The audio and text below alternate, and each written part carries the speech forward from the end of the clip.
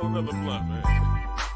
These is good times. Remember when I could use the whole song without fear of retribution? Those were the days.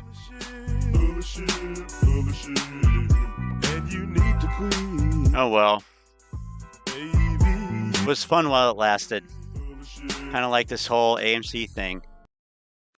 What's up? This is Frankie, man. Let me say I'm not a financial advisor. Anything that I say in this video is for entertainment purposes only. Whatever I say in this video is my opinion. It may not necessarily be factual. Don't let what I say in this video. Trying something new today. As to whether you should buy, sell, or hold a stock. I'm just an entertainer on YouTube. Yeah, and don't let me influence you as to how whether you should vote no or yes on the reverse stock split or the 3 proposals.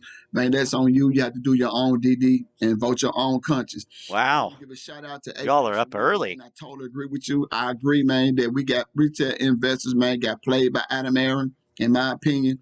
And, man, that, you know, he sold us out to the 1%. I can't agree with that. But let me say this, man. Over the past 2 years, I've seen a lot. I've heard a lot when it comes to this short squeeze play. And I got to say, man, I've seen and heard a lot of stuff, man. There's some shyster-like stuff, to be honest with you. So me blindly trusting people when it comes to the short squeeze play in the MOAS, man, them days are over with, long gone. And see, those were the days, weren't they? Short squeeze play in our MOAS, man, I got a handful of people that I trust. And I do mean a handful of people. And see, when it comes to voting yes on all Aron proposals, and let me say this now, I've learned that you have to either vote all yes or all no. To me, I think that's foul play, but it is what it is. But getting back to what I was saying, when it comes to, you know, voting yes on Adam Aron's and Interior Capital's proposals, I've listened to the best that the YouTube community, man, has to offer. Everybody that somebody said was somebody that's advocating voting yes on all 3 policies, I've listened to what they had to say. And I understand what they are saying very well. I understand them and I hear them. But see, here's the thing with me, man. I don't believe that hedge funds, in my opinion, who is criminals, I don't believe that they are done shorting AMC. I don't believe that they won't be able to short AMC stock. Like if you listen to some people, man, that's voting yes, that's advocating for you to vote yes, they're saying that, you know, the 1%ers and these criminal hedge funds would not be able to short AMC after the reverse stock split. I disagree with that. You see what I'm saying? Then you got some of them, you know, they saying that we're still going to have a MOAS after the reverse stock split. After 90% of our shares are gone, and after they deleted probably billions of their shares, we're still going to be able to have a MOAS or a nice short squeeze after the reverse stock split. I disagree with that. That's good. See, here's the thing, man. If you've been in the short squeeze play for these 2 years, you will notice that no matter how much money we spend, how much buying pressure we put out there, we can't move the ticker, nor can we cause the short squeeze. No matter how much money we spend. See, in my opinion, this just... Whoa, wait a minute. What did you just say? We can't move the ticker, nor can we cause the short squeeze. So, to paraphrase and, you know, turn on its head what Phil, I am an idiot for real, says, then what the F are we talking about? If we can't move the ticker, we can't make the stock squeeze, what the heck are we doing? This is all a charade. No matter how much money we spend. See, and they've spent a lot of money. In my opinion, this is just my opinion. That's because when it comes to our stock and our short squeeze play, I feel like the devil got control of the stock and the play as well as the powers to be. You see what I'm saying? So when we're talking about a short squeeze or a MOAS, I feel like it's 2 ways that can happen. First, First, the devil and the powers to be can say, look, man, we're gonna go ahead and let the play run. That's one. Or we can have an all-out market crash. And because, man, the 1%ers and the devil, they leverage throughout the stock market and all these meme stocks and all these short squeeze plays, they over leverage, like I was saying, and they won't be able to handle it. They get a margin call because of the crash. And then, Well, they got to cover and close out their Model 3 dude, don't uh don't count your coconuts before they've been sliced, because he seems to still be arguing that a market crash will cause a squeeze, but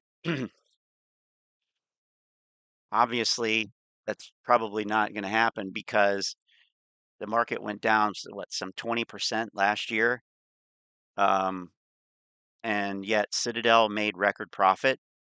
So I'm not sure how this is valid. I'll go back just a little bit so we can catch that, but that's an old argument it's been proven wrong. they market. And because, man, the powers to be can say, look, man, we're gonna go ahead and let the play run. That's one. Or we can have an all-out market crash. And because, man, the 1%ers and the devil, they leverage throughout the stock market and all these meme stocks and all these short squeeze plays, they over leverage, like I was saying, and they won't be able to handle it. They get a margin call because of the crash. And then, they got to cover and close out their position. Those the two ways. You see what I'm saying? And I don't see neither one of those happening in the next 45 days. If it Okay, do happen, all right, I think all right. that's awesome. You see what I'm saying? So let's say that none of those things happen. The devil and the powers to be don't let the play run. We don't have a market crash. And even after the reverse stock split, they are not for these criminal hedge funds and short sellers. They criminals now. They do what they want to do. They don't follow no regulations, in my opinion. So let's say we won't have a market crash. Let's say, man, the devil and the powers to be don't say let the play run. And right. when we do the conversion and the reverse stock split, we get a new CUSIP number, they don't cover. Let's say none of that don't happen. Then, man, what we're gonna have after the reverse stock split is simply a $50 stock with 90% of your shares gone. That's what we're gonna be left with. You see what I'm saying? And you're gonna have those individuals that's still waiting on a MOAS after the reverse stock split.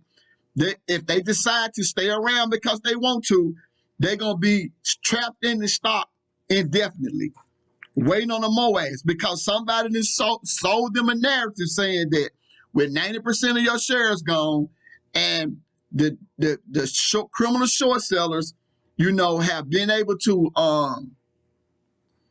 get rid of a lot of their shares, somebody that sold them, man, that we still gonna have a MOAS after that. So you got to ask yourself the question, you got to look at it. It could end up being, man, that, because we had retail investors to trust Aron, in which I don't think he's on our side, that they gamble with having the MOAS and they trust Aron, we could just end up, man, with a $50 stock. You see what I'm saying? Well, there is that small detail, Model 3 dude. After the reverse stock split, yeah. If we don't have a MOAS after the reverse stock split, I think a lot of apes, a lot of retail investors, they're going to leave because they're going to feel like they got screwed. The criminal short sellers are going to come in because are going to come back into the stock while the stock is $50 because nobody never stopped them and Aron never stopped them. They're going to come back in and they're going to short this stock all the way down from $50 all the way down to the ground. They're going there it is. Again. You see what I'm saying? Because nobody short it down to the ground. Doing what they was doing. But see, here's what's going to be the difference this time.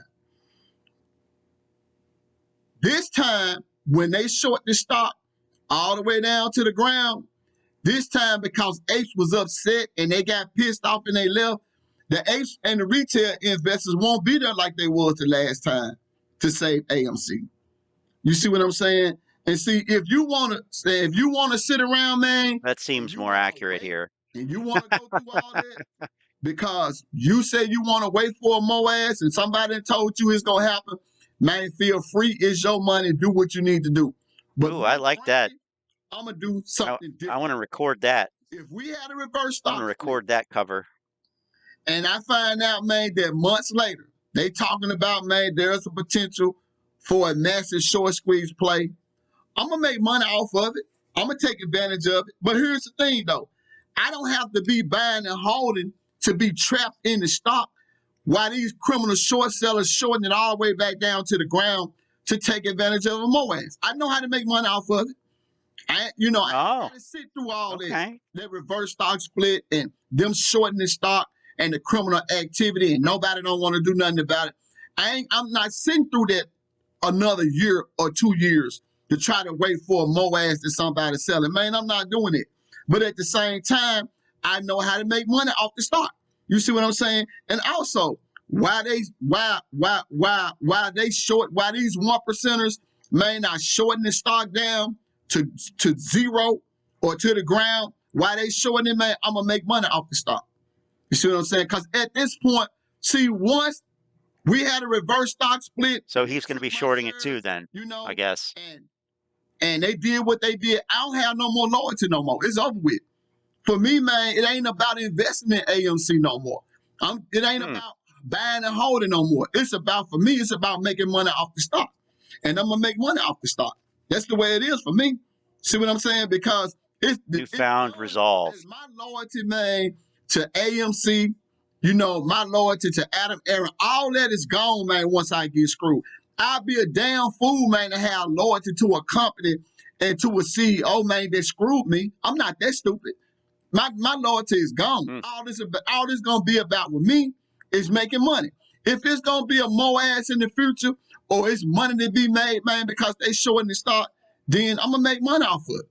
I'm just gonna close with this, man. I hope those people that has potentially, man, sold the MOAS out because they trust Aron, I hope that we get more than just a $50 stock out of this whole deal. Because this stock just going to $50, that's not life-changing money, man, for nobody. Thank you for taking time out to watch the video. Have a nice day.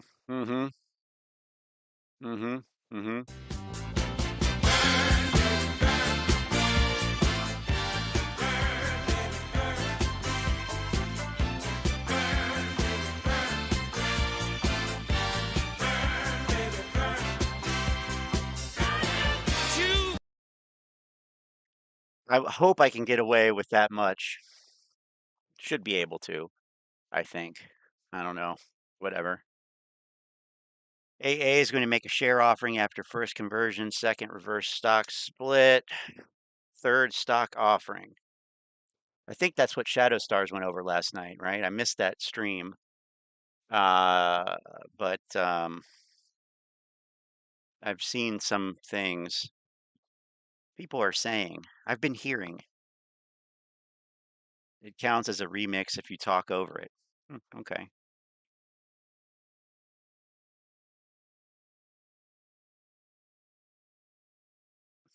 Let's see here.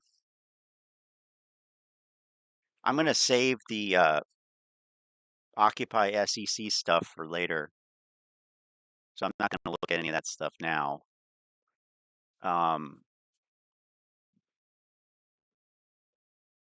And let's see here. Some people depend on a squeeze. Okay. What's up, guys? Okay, let me put you guys right here. Turn this heat down. So, guys, I've been watching a lot of stuff on YouTube about the stock market, like always. And I'm paying attention to like a lot of the conversations, a lot of people's wishes and what they're hoping for, especially with the AMC squeeze, right? Everybody wants that. everybody that has invested and bought a lot of shares really want, and some people really depend on that squeeze to happen. And I look at it like this. If we know the market is being controlled to a certain extent, allegedly, that's what they say. I don't think there's no way, not saying that it won't run in a year from now or this year. I'm not saying that it won't run.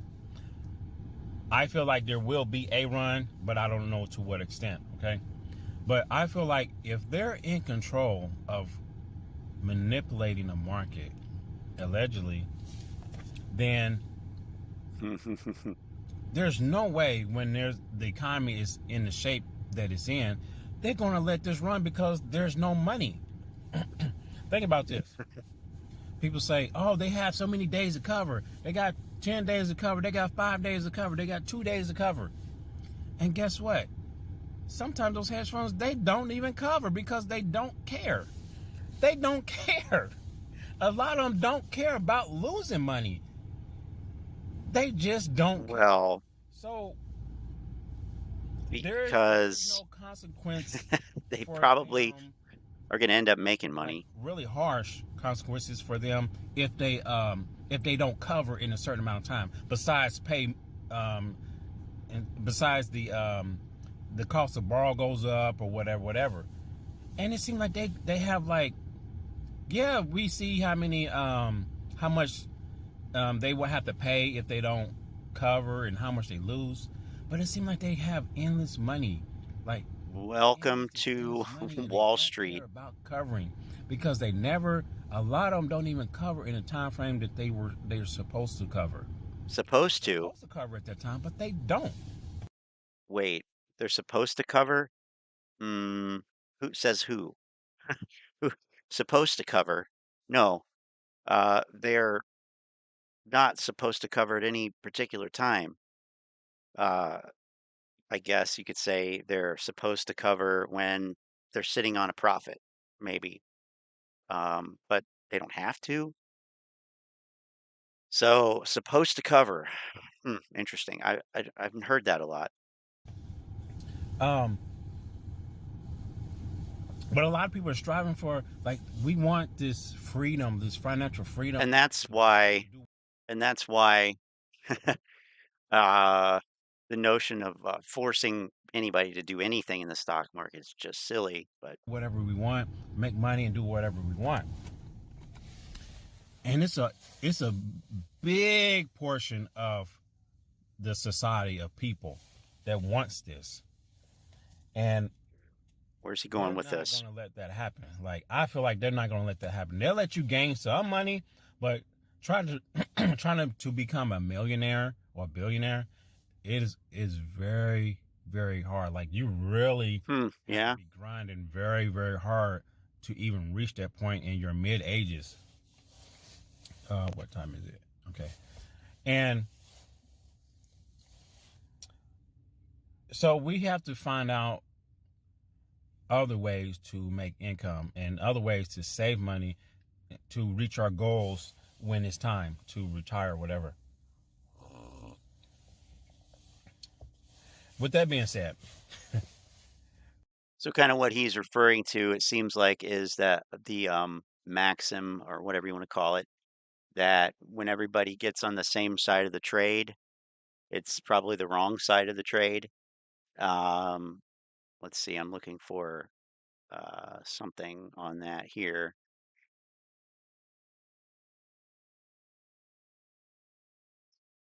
Let's see.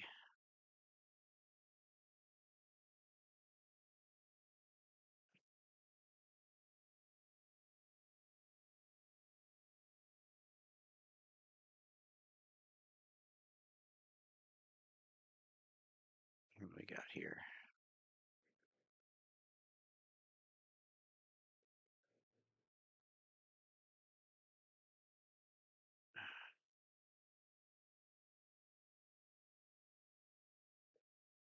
So we're really talking about contrarianism.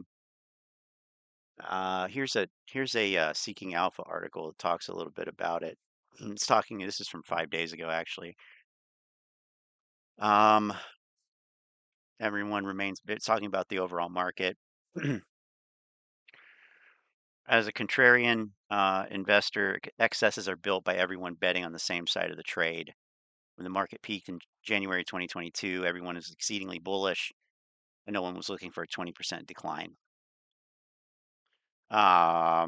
Here's a quote: "If everybody's optimistic, who's left to buy? If everybody's pessimistic, who's left to sell?" Today, everyone remains bearish, suggesting the possibility of the market doing something no one expects.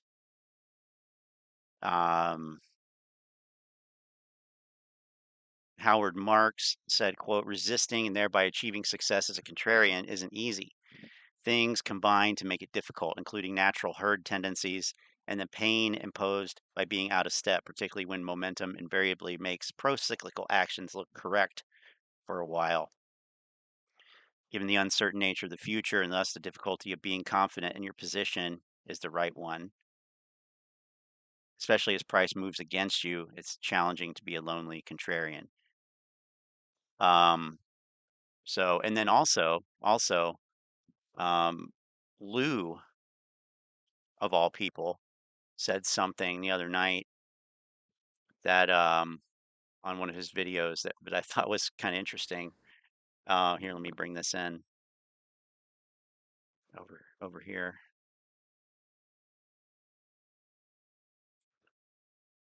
And I don't know where he got this from or who he heard it from or whatever, but let's get this here. You know, when people tell me, what about this stock? What about that stock? What about this stock? Here's the thing. If you're talking about it and everybody else is talking about it, it's too late. That's just how it is.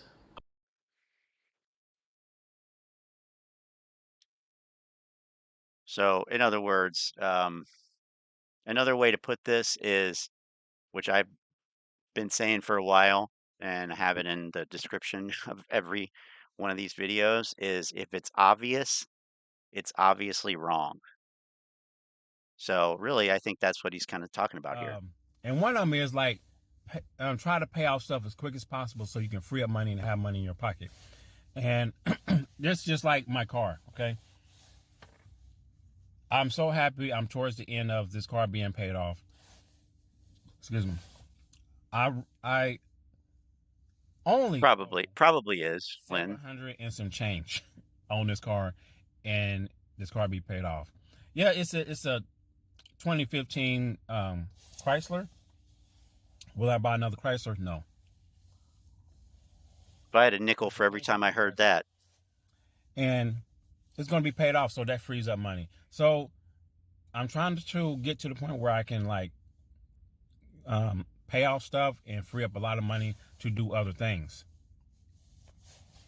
And I think a lot of people should be focused on that, along with trying to become financially free. I got to get my mask. I got to go back in here.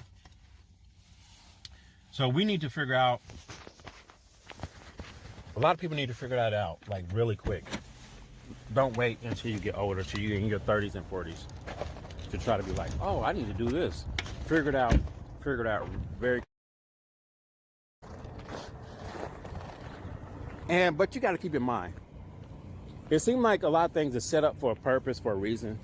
And like, if you notice, when you start to pay off a car and it's paid off, like right when it's very time to pay it off or shortly after you pay it off, things break down. Like it's really starting to deteriorate and it breaks down. So they got this down to a science to where, oh, it's going to break down at this certain point. So I have to spend more money to get something fixed. Like today, I don't know, I was just driving and all of a sudden my brake light kept coming on, flashing on, then it went off, flashing on, went on. I'm like, what is going on?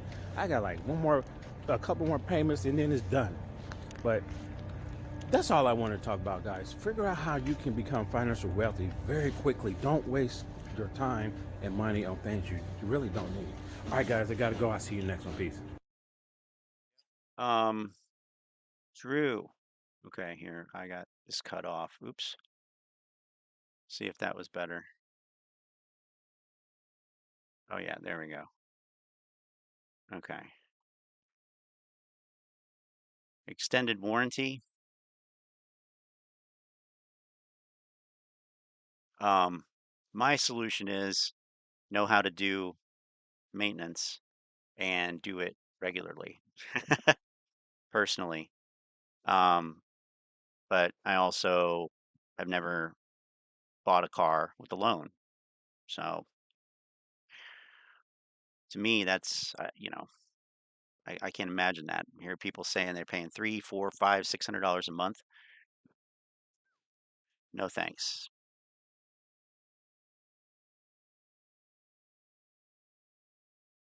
All right, let's see here. No one is talking about this. Okay, this is Benji, but no one is talking about it though. So, How many jobs do the apes save? This is something that we oh don't God. talk about enough, but we will right now. How many managers, concession workers, cleaners, accountants, lawyers, and executives? You never hear, not one peep about this. Guess what? Most of those that were saved have no idea this is even going on. Still, have a great day to all of you who took your own money and saved the largest movie theater chain in the world and continue to do so. In this ape said down below, when I went to the movies, the staff greeted me with open arms. Yeah, and most of those employees hate their jobs. At least a lot of them do, from what I understand. Not just AMC, also GameStop. In fact, I think it was GameStop that had the massive like employee walkouts. And then you have idiots like Ape Father going into AMC and harassing, but you know, talking to the minimum wage concession stand clerk, cashier, attendant about AMC stock, like, oh, why don't you own AMC stock? Don't you want to be rich? So yeah, I would probably hate that too. 0% interest because the credit you do have is Target credit card.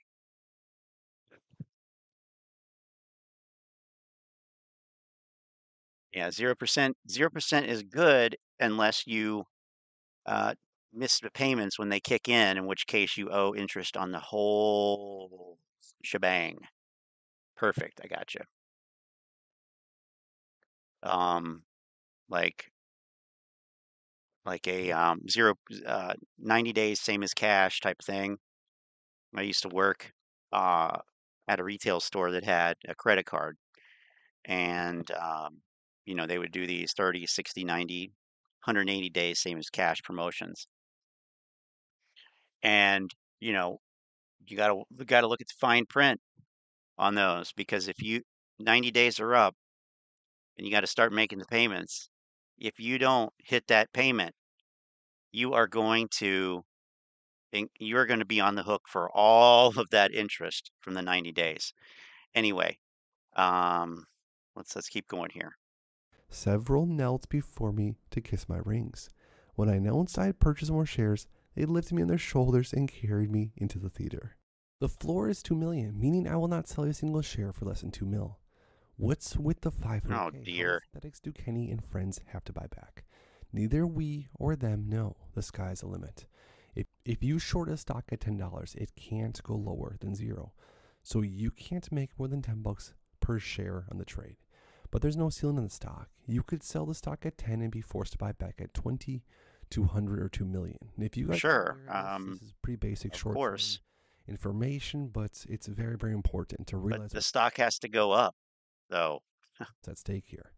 The short percentage of the float means the percentage of shares available for trading that are currently being held short. And with AMC stock, there is a huge amount of the overall float that is being sold short, and it has been for over a year now. Anything above 10% is at least noteworthy. At one point, more than 100% of GameStop's float was sold short, an excessively high number, meaning every single share that was available to be borrowed was sold short, and some were even borrowed multiple times.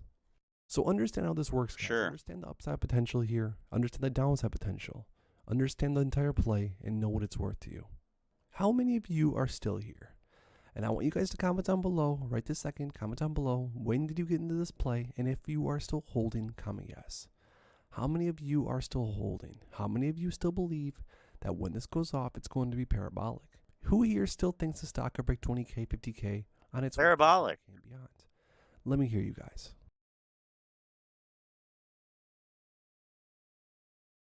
Was it this one? Was this the parabolic one from Friday? Or was it, I think it was that one.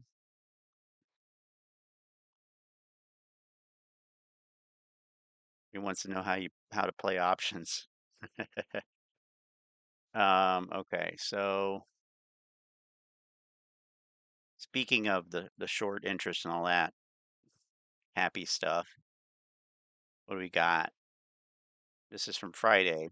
Ooh, AMC short score 90.71. Ooh, ooh. The short interest value is about 600 million. Oops.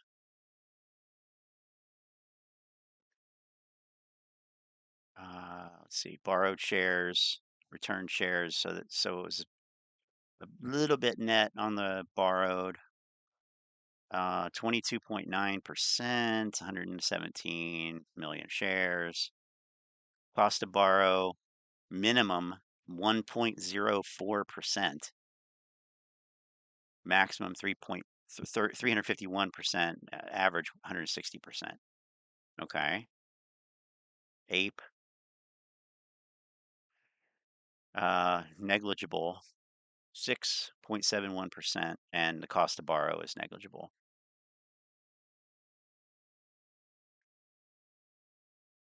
Okay. So not too much noteworthy there. But here's the Ortex guy with our logical reassurance for the weekend. This is going to be good. It is so impossible that AMC goes bankrupt with tens of millions of investors, 4 million plus, based on legal numbers. We know most shares are synthetics, therefore most investors are not accounted for. We know the most shares are synthetics. Okay, got it. Any plea from the company for urgent customer support would be met with resounding effect. AMC is the global leader in theaters. Hollywood itself depends on AMC, as they are the source of revenue generation.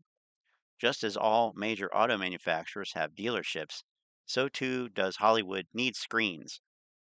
AMC's competitors are so far behind that if AMC vanished, there would not be the ability to fill the gap, especially as in these recovering times, competitors continue to close. You can choose to trust the paid to post and paid to publish, like Seeking Alpha, right, Len? Sources, or trust logic and 2+ years of DD. 2+ years of DD. Love that. Ah,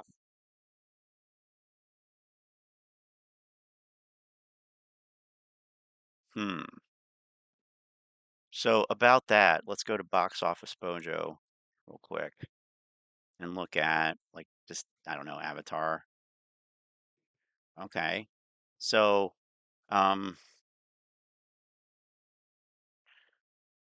domestic 620 million,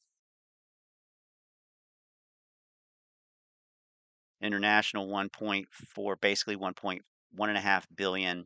So for a combined worldwide total of 2.1 billion. Okay. The problem with this here is like this right here, this statement about AMC being a global leader in theaters, Hollywood depending on AMC. And this is really Shadow Star's domain. He is all over on top of this, but just based on these numbers, the ratio of domestic to international gross sales on Avatar, for example, and this domestic number is not all AMC, of course. So AMC represents a portion of this domestic. Do you see what I'm getting at here? This is over a 2-to-1 ratio of international to domestic. So most of the money on Avatar has been made outside of the United States, where AMC is not in every country. They're not responsible for all of this or all of the domestic, so they represent a portion of it. We just have domestic information down here. So, I mean, the number continues to climb, but I mean, look, Saturday, 7.8 million. So we're down in the single digit millions here on this. I just find this stuff to be so disingenuous. I mean, yeah, AMC's competitors are so far behind that if AMC vanished, there would not be the ability to fill the gap. Maybe, maybe not. Paid to post and paid to publish sources, or trust logic and 2+ years of DD. I mean, that's just laughable. Laughable, man. But what's going on over in AMC stock? Whoops.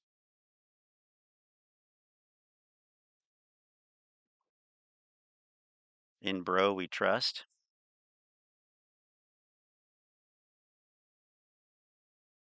AMC is forming a W off a 3-year cycle and about to break out of the bullish wedge.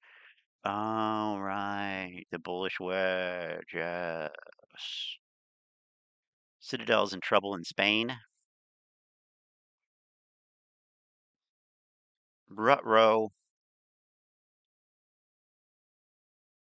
My price alarm got triggered. Why did it jump 22% on a Sunday on a German exchange?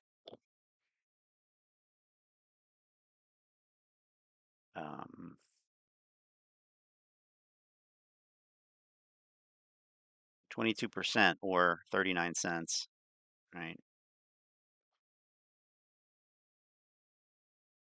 June 21st versus now. Attached shows the stats of the run up in June 21 as versus now. Cost to borrow, short interest of free float, days to cover. Was that really the days to cover?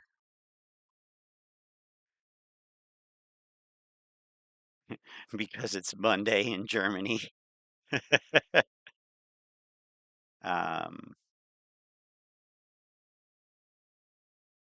Days to cover, it is 6, okay. Oh, are they going to talk about the, oops. Are they going to talk about the off-exchange trading?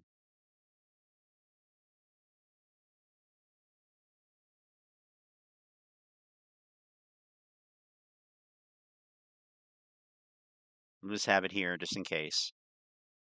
Loan, SP high, short score 91, 0 shares available. Ape up 285% since 12/21/22. Well, that doesn't have anything to do with June 21.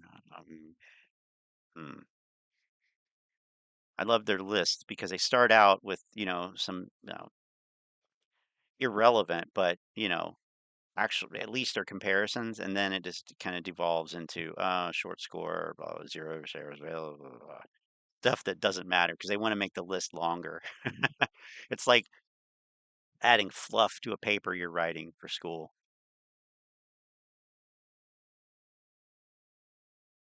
And I know I saw an off exchange here that was ridiculous.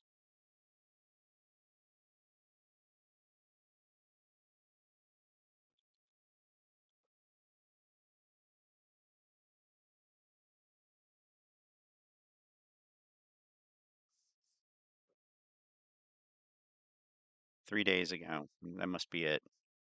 Yeah, this person, Ice God 69. When the shares are hard to borrow or not using them off exchange is very high. AMC 77.09%. No. Why are you adding EdgeX to this? It clearly says off exchange is 57.58. And I don't even know how they're getting that number because they say 77.09. That the first two is 74.25. So how are they even getting 77.09? They got to be adding another one in there. Maybe they're adding the NASDAQ GSM. No, that would give you 79. I don't know. I don't know, but this is retarded. SIBO plus off. Yeah, no, why were you adding SIBO? SIBO is not off exchange. Oh my.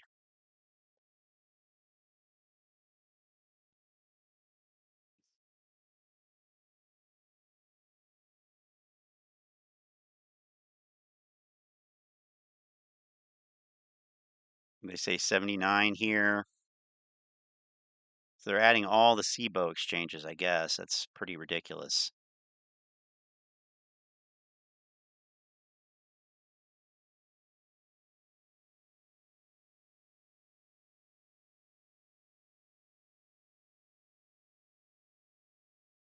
Every single one of you knows all shills should read this. Okay. Well, all shills should read it. Let me read it. The corruption that exists in our financial system. If they are allowed to walk away from this, how many of you are keeping your money in this system? This isn't about AA or AMC anymore. This is about what happens to the world financial system when all the investors take their money elsewhere. No 401ks for them to siphon off of. No buying and holding, no day trading, nothing. There's nobody else who will not stand up against it. Now, what if they don't succeed in buying this in crime? How many of you will continue to play their game? Honestly, I will. You see, I don't care that a casino has odds stacks against you. I care that when I win, they won't pay me.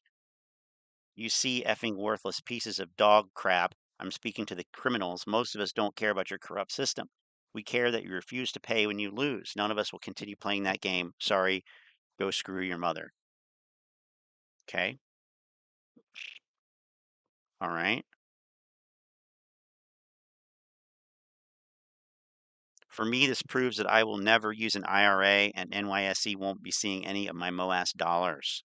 That's like rewarding their bad behavior. It might not mean shit crap to anyone else, but I'll have a peace of mind knowing these pieces of crap aren't using my money to screw over others. Wow, that's so altruistic. I feel like we should be driving around the suburbs with a megaphone like the voting truck in Back to the Future. Vote for Mayor Goldie Wilson. Oh my gosh. Until rich people's lives are disrupted, they won't pay attention to what's really going on. What's really going on? They're making money in the stock market. So why would they care? At the very least, have mobile billboards parked on the street in their shopping districts. Yeah, right. Okay, of course. Um, you ever heard of zoning laws? Note, by absolutely no means do I mean violence. I'm talking banners on busy shopping days over festivals and malls. People walking around with website t-shirts in malls, things that make the rich folk notice. Oh yeah, because rich folk notice what t-shirts a bunch of losers are wearing. I mean, come on. Cat Striker is doing that for us. Right. Cat Striker. Cat Striker gonna strike. Let's see. I ain't leaving. This is an actual line from a Bloomberg article. The day trader exodus may come as a relief to professional investors alarmed that the swell of retail activity was pushing up volatility and creating bubbles in random meme stocks and digital coins. Okay.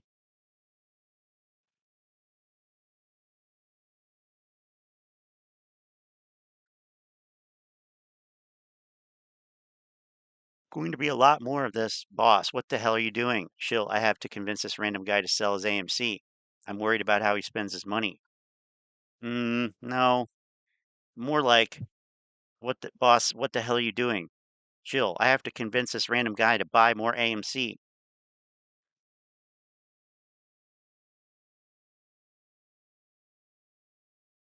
But the theaters are dead. Yeah, so let me go halfway down the parking lot and show you that the first wow. Yeah, that looks like an empty spot right here.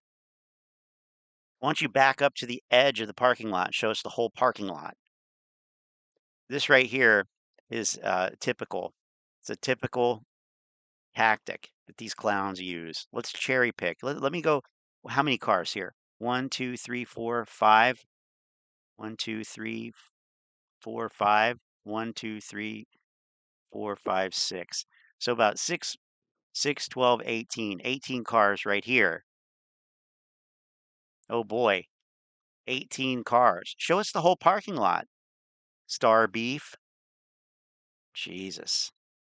Let's cherry pick in pictures. Run up incoming. Yahoo Finance implies that apes regret buying AMC. My wife threatened to divorce me. Meme stocks. I bought AMC thinking it would be the next Tesla. Retail trader on 2-year anniversary of craze. Well, that was just dumb. I bought AMC for $49 a share in June 2021 thinking it would be the next Tesla. I panic sold AMC in January of 2022 to cut my losses. It most certainly wasn't the next Tesla. Depends on what you mean by the next Tesla, right?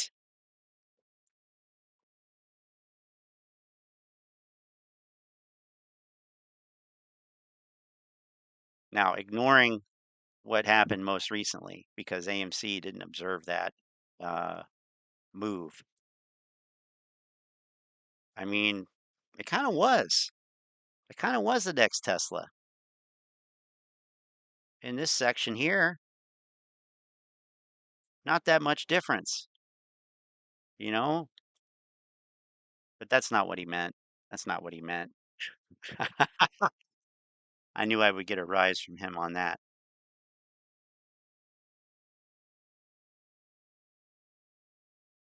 South Korea finds Citadel Securities. Imposed a fine of 11.88 million won or 9.66 million. Wow, that's a hell of a conversion rate. And it is,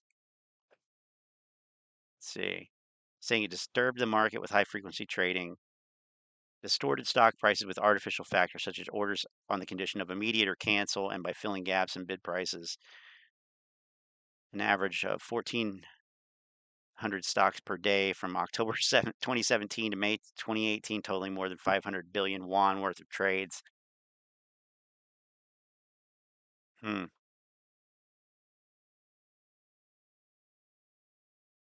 Oh boy, that's going to really screw them over. Pre-market tomorrow, I predict ape runs to $5. $5 ape tomorrow. Maybe we should mark that on the chart. All right, I'll do it.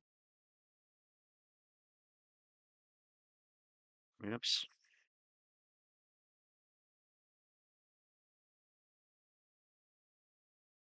I mean, it already ran from $1.90 to $2.33 in the after market hours. So, I mean, it could. It could.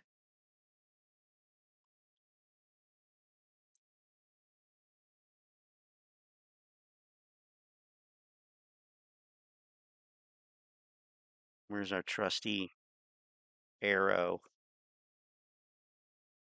Right there. All right, we'll see. We'll see about that. Monday at 2 p.m.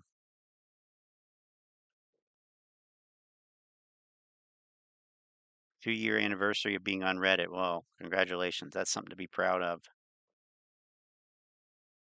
AMC merchandise shop. Spotlighting stockbroker corruption.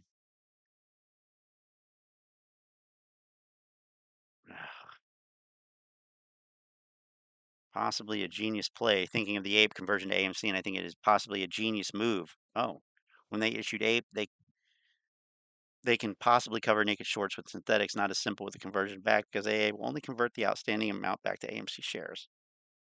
Okay. Right.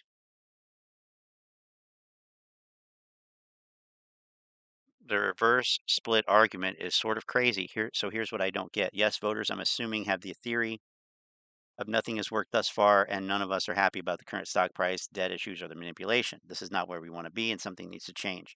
Maybe the reverse split will help.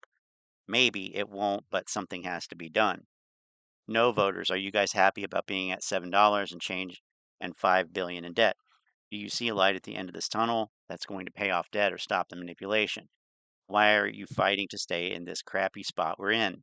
The only argument back as I see is I guarantee you it gets shorted down. I guarantee you it gets diluted to zero. You can't guarantee me anything. You're not a prophet. I haven't been here for 2 years to keep this going forever, which seems to me like what the hedgies want. The no vote argument is very weak and aligns what it seems like hedgies want. Keep everything as it is. Got to see the comments on that. If they were going to short it to zero, then why haven't they when they've had 2 years to do so? Well, it's because that's not the point of short selling. It's not to short a stock to zero and bankrupt it, which by the way, there's little evidence that that actually happens on companies that are actually functioning businesses, going concerns. Maybe if you got a zombie company or something, but pink sheets, but that's not really how it works. That's not the point. After reverse split, there will be less float for them to short or create illegal shares from. So how will they short it then and not now? Oh, they'll always short it. There'll always be short sellers. So, yeah. What the ape only has 6 million outstanding on Market Watch. Okay, well, anyway.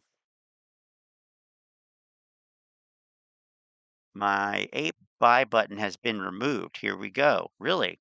Okay.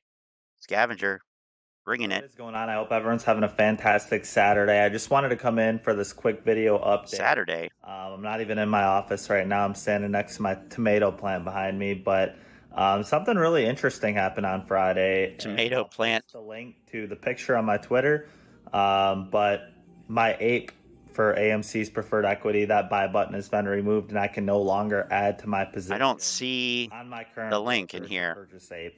It's not a shocker to me because obviously, you know, I've known for a long time that there's no ape shares available, especially at the potential arbitrage opportunity of, you know, the potential vote coming in March, you know, converting ape back into AMC. We're in a situation now where ape is at a heavy discount. So the market's going to raise the price of ape, and they're going to try to limit as many buys as they can because they obviously don't want retail to come out ahead as much as possible, right? It's going to be damage control. So the buy button's been removed on my broker. I see it occurring on many brokers in the near future here, especially as ape begins to rise. They want to try to limit buy pressure. It's no different than, you know, when AMC had its original run up in January of 2021 and they took away. Now, bro.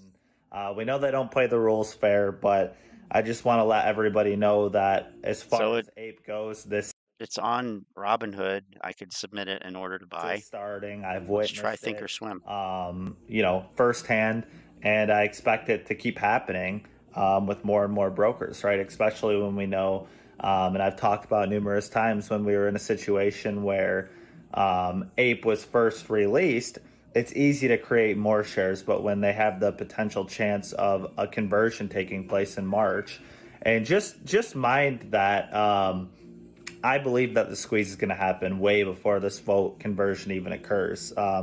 It would be in institutions and hedge funds' best interest to have the squeeze happen anyways, regardless before the conversion, because institutions' biggest concern is getting full power and full voting power over AMC's float again. So I see the squeeze definitely happening before the conversion. It seems more likely. Remember, when I talk about the vote, that's just because I believe, you know, if we're still in this, it's important to vote correctly. But I don't think we're going to be in this by the March vote. And that's just my personal opinion.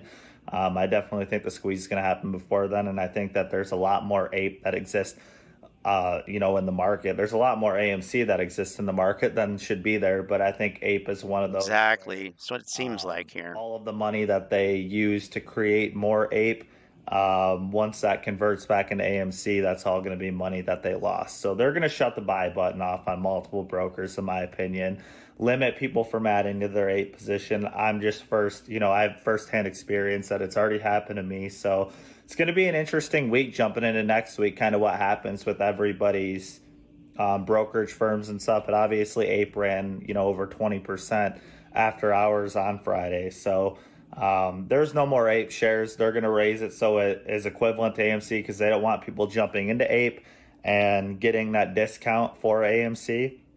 So again, you know, we know that we're close to breaking out of the wedge with AMC. We know that ape's price is rising, and I see it continuing to rise because remember, ape is a preferred equity unit, so they're going to do everything in their power to make it more expensive for retail investors to buy. So retail investors that have already averaged down on their ape are going to be sitting pretty. My current average for ape, remember, you know, I've averaged down. It was a lot higher when AMC first released it as a preferred equity, and that was a whole crap show.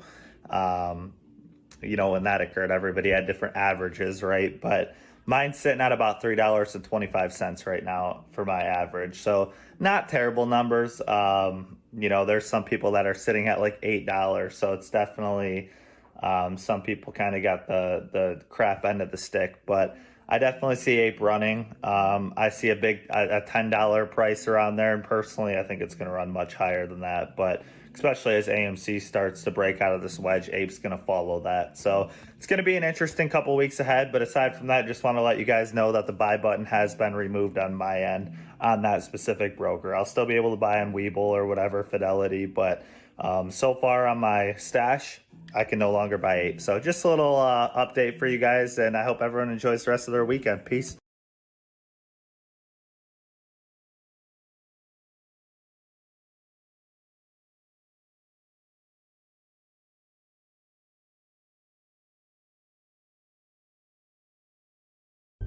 My name's Larry.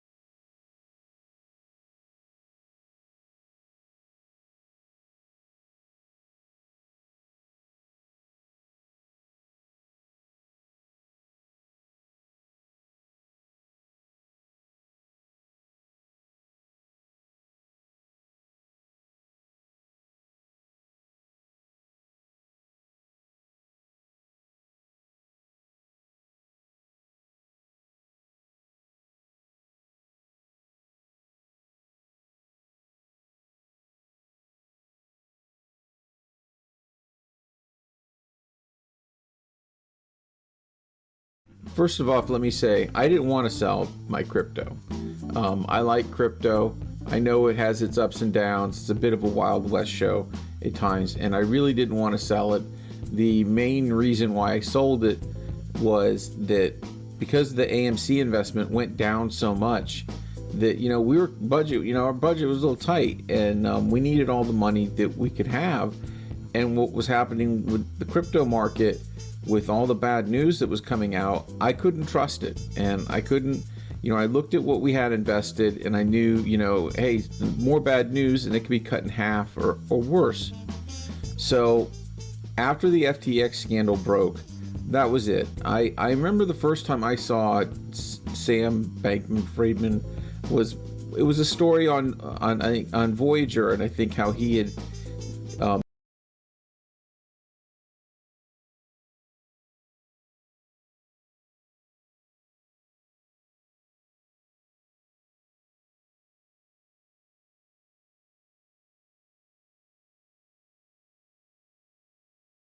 Hello guys, and welcome back to yet another AMC video. I've heard a great deal about this brief squeeze play, and I must say I've seen and heard a great deal of manufactured items. There's some shady behavior, to be very honest. The days when I completely trusted others when it came to the short... Yeah, I had it muted. I didn't say anything other than when he was showing the picture of Caroline Ellison. I preferred to look at this chart. Also, crypto appears to be running, and MOAS confirmed the price will go higher after reverse stock split. Well, yeah, duh, that's what happens with reverse stock splits, but your equity stays the same. Squeeze play at Mo's main Pretty much all I said. Are long. Sorry. And as for our short squeeze play in our Mo's, I have a handful of trusted individuals And I do mean literally a handful of individuals. I need to find this text-to-speech program that this guy is using, because it sounds better than a lot of the other ones. I don't know what it is. I don't know what the voice is, but yeah. Voting affirmative on our incorrect Adams proposals. And now that I've learned it, I'll add that you must vote either all yes or all no. I consider that to be unfair, but it is what it is. Regarding, voting yes on Adam, Aaron's on Adam Aaron's and interior capital. I mean, it's not great at all. Listen to the YouTube community's finest advice. Everyone who was mentioned advocates voting affirmatively on all 3 proposals. I have listened to what they have to say, and I fully comprehend what they are saying, and I can comprehend and hear them. However, here's the deal with me. Man, I'm not convinced that hedge funds exist. Who are the criminals? I do not accept that. I don't imagine that they won't be able to display an AMC stock given that they have completed the work quickly. Like, if you listen to certain people's justifications for voting yes, it is revealing. After the reverse stock split, the 1%ers and hedge funds would not be able to display AMC, according to those urging you to vote yes. I do not agree with this. You see what I'm saying? Then you obtained a few of them. Yep. According to what I've heard, we're still going to have Morris after the reverse stock split. Morris? Okay, no. A challenge to all apes and YouTube AMC channels. From Uncle Frank. Hello, this is Uncle Frank Finance.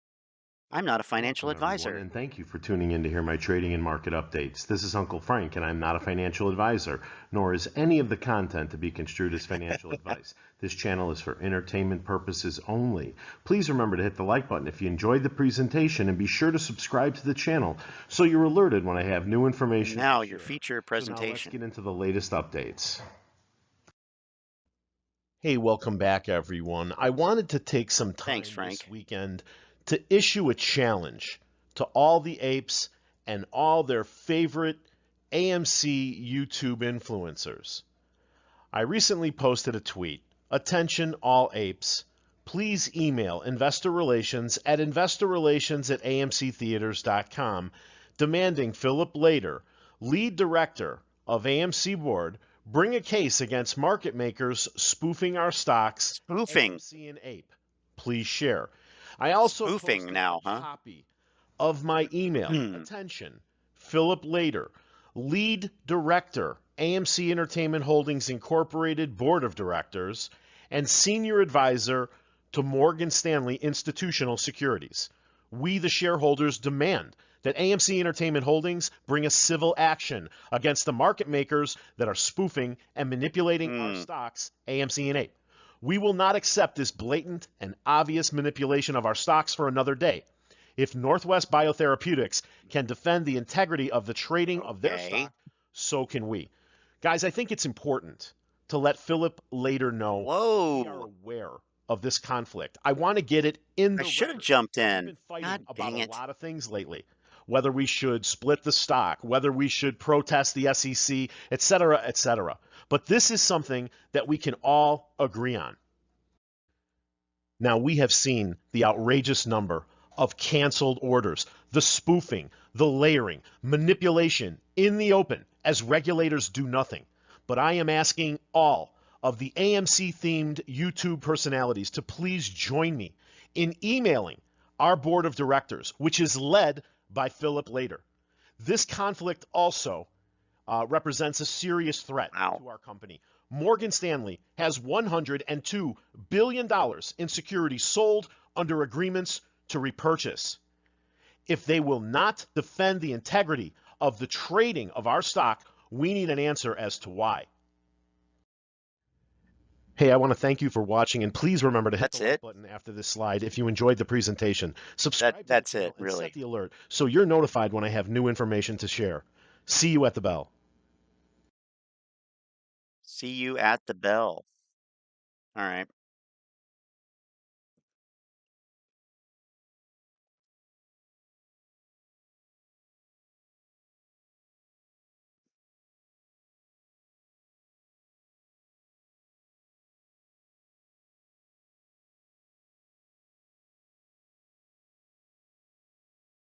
going to save all the SEC Occupy protest stuff for later. But I haven't been paying attention to AMC at all this past week, really. So there's a lot to look at. Oh, here's Donnie.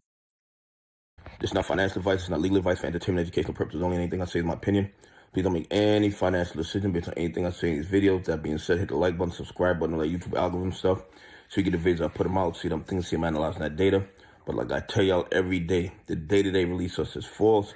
It's meant to get the false narrative of the market so we can make bad trading decisions. Listen, I was at the SEC building this afternoon with Mike, Smokey, a few of the other guys. And I'm going to tell you something. When I got back, I got a text from Jay Dauntless. Well, not a text, a direct message. And he sent me the proposal for the vote. I didn't get to read it in depth prior to that, but I read it now. And I'm going to tell you something. It seems a little sketchy to me. I'm not telling you to buy, hold, or sell. I'm not telling you to vote no or to vote yes. I'm just telling you that it seems sketchy to me. And I'm going to tell you why. Sketchy. And you please do your DD and come to your own decision. Here's the thing. You can't vote no to one thing and yes to another. Like you can't vote yes to the conversion and then no to the reverse split. You either get them both or you get none of them, which is absolutely crazy. So Aron put those together to force our hand, to try to force us to vote yes on both provisions.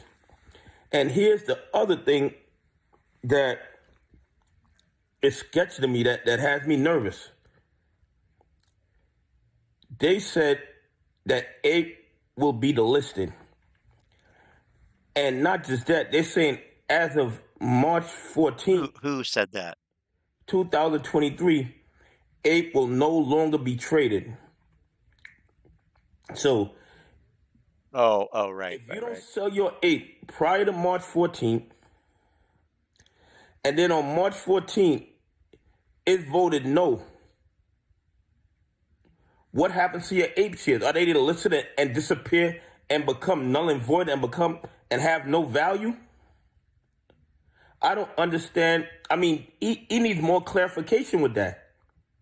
Because if they're stating that 8 will be the listed and that 8 will stop trading on March 14th of 2023, what happens if we vote no? If we vote no, what happens? Well, you can vote no, but the vote will not be no. It will not be no. That's the point. That is the whole point here.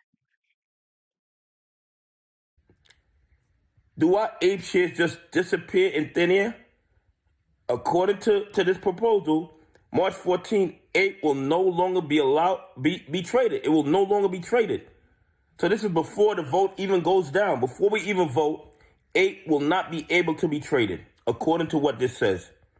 So if 8 can't be traded after March 14th, and we vote no on the proposals after 8 can't be traded anymore, what happens to our 8 shares? If we vote no to conversion and 8 can't be traded after March 14th, what happens to the 8 shares? Do they disappear? Do they go down to zero? I mean, well, they will anyway. Absolutely crazy. And Aron needs to explain this in more detail, because what he put out today is very, very confusing to me. And I know if it's confusing to me, it's confusing to other retail investors also. Anyway, please leave I think you're right on with that. About 8 being delisted, and before the vote is even ratified, 8 will no longer be traded.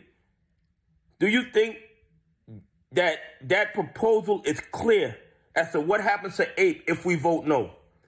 Anyway, hit the like button, subscribe button, all that YouTube algorithm stuff. I appreciate y'all on the journey with me. God bless. Okay.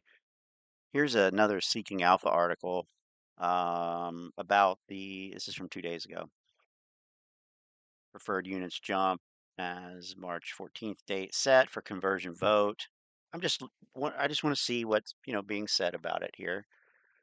1 second. Da-da-da. Also, okay. Soared 20% in after hours trading. March 14th vote on a conversion plan. Shadow Stars went over all this stuff, so I'm not going to really cover it. The vote comes after the movie chain announced in December, plan to raise 110 million in equity, swap debt for equity, and convert its preferred shares to common stock. Said it intended to hold a special shareholder meeting, vote on proposals from its board of directors.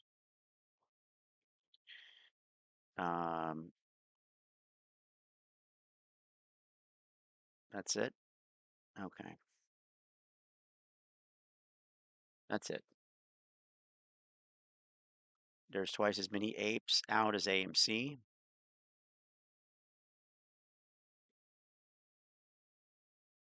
Okay. AMC holders going to get wrecked.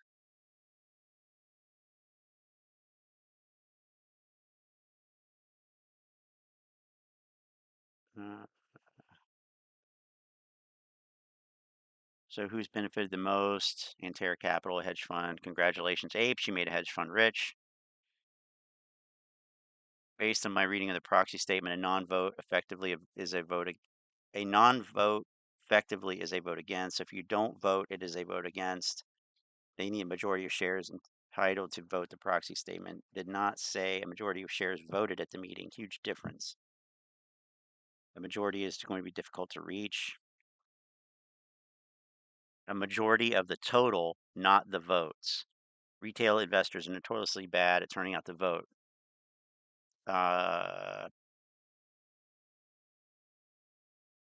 Okay. So majority of the total, not the votes. Let's see. Robert says, we hold the float. However, institution wants to control the company just because they lost control of the company. And we are now making harder for the market to run fluently, surprisingly. So based on what Fidelity says, which is based on the SEC filings, where is it? Ownership and insider institutional ownership is 18.5%, and fund ownership is 6.9%. Mutual funds 1.6. That gives you a total of 27% institutional ownership, insider 6%, and other, which would represent retail investors, 67%. 67%. You are seeing an outflow of institutional ownership in AMC. This is AMC. But of course, this is also only from, we don't have the fourth quarter filings yet. We won't have them until next month. So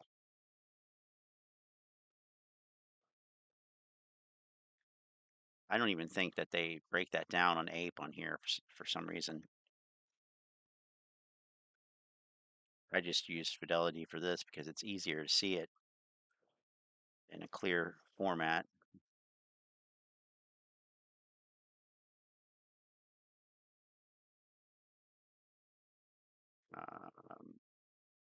It says 99% other ownership, but again, this is from September.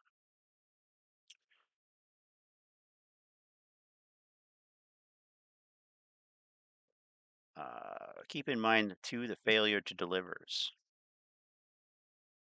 Yeah, I was about to look at that here.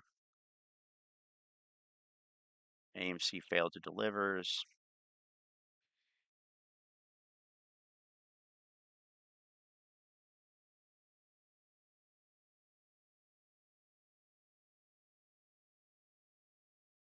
So it looks like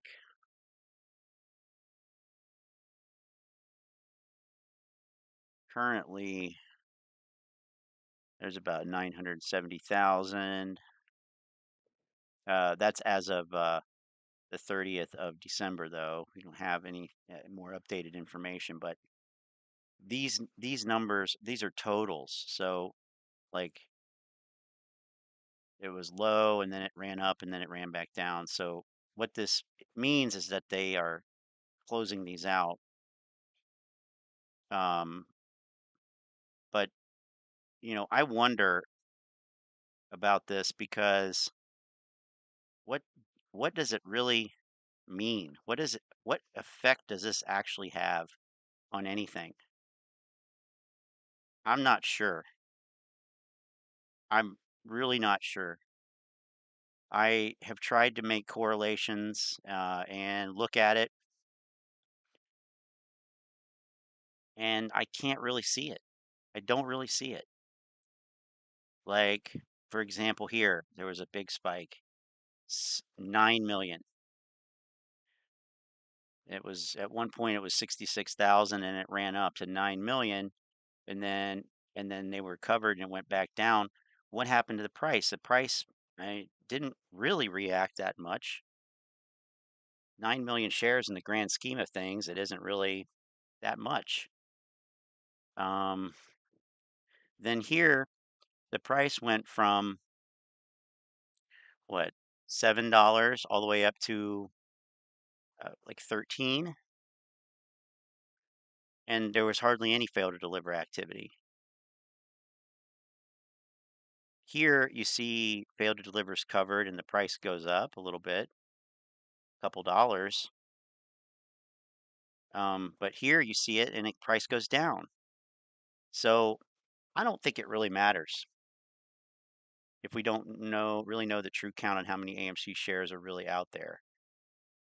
Well, we know how many shares are out there. We know how many shares are out there.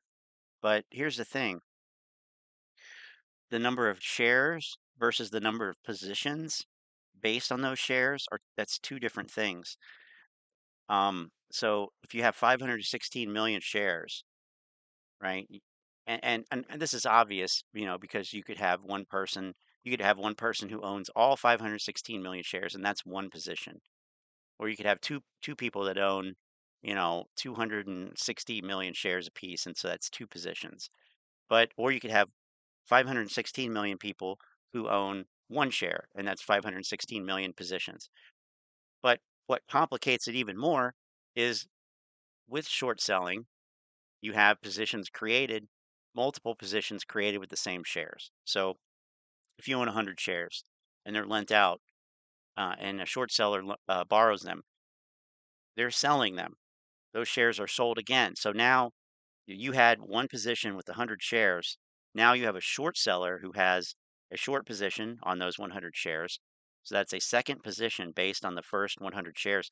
And you have another long position that is based on the 100 shares that were sold short that were your shares. So you have three positions now based on the same 100 shares. Does that make sense? So that's why the float and the number of holders and all that stuff really doesn't matter because you have multiple exposures to the same shares. And that's not fraud. It's not illegal. It's just how it is. We're talking about equity. Equity. It's not like Wes Christian wants to gaslight. It's not like selling a car title more than once and not delivering the car. It's not the same. Not the same at all. It's not a physical product. It's a financial instrument, and that's different. All right. Hey, bad back. What are you up to? You want to come in here and bull crap with me?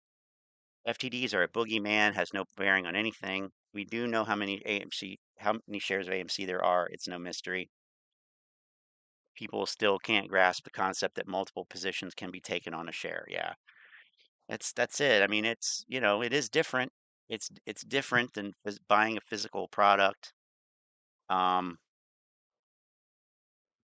nonetheless, that's the way it is. Okay. Well, So what do they have? Trends? What is this trends? Oh, this is Reddit trends. Who cares about that? Who cares about that? If ape is delisted, oh boy.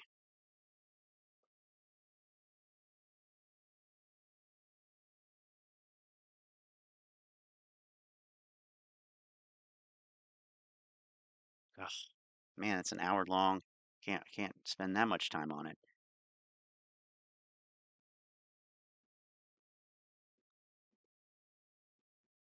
Massive trouble ahead.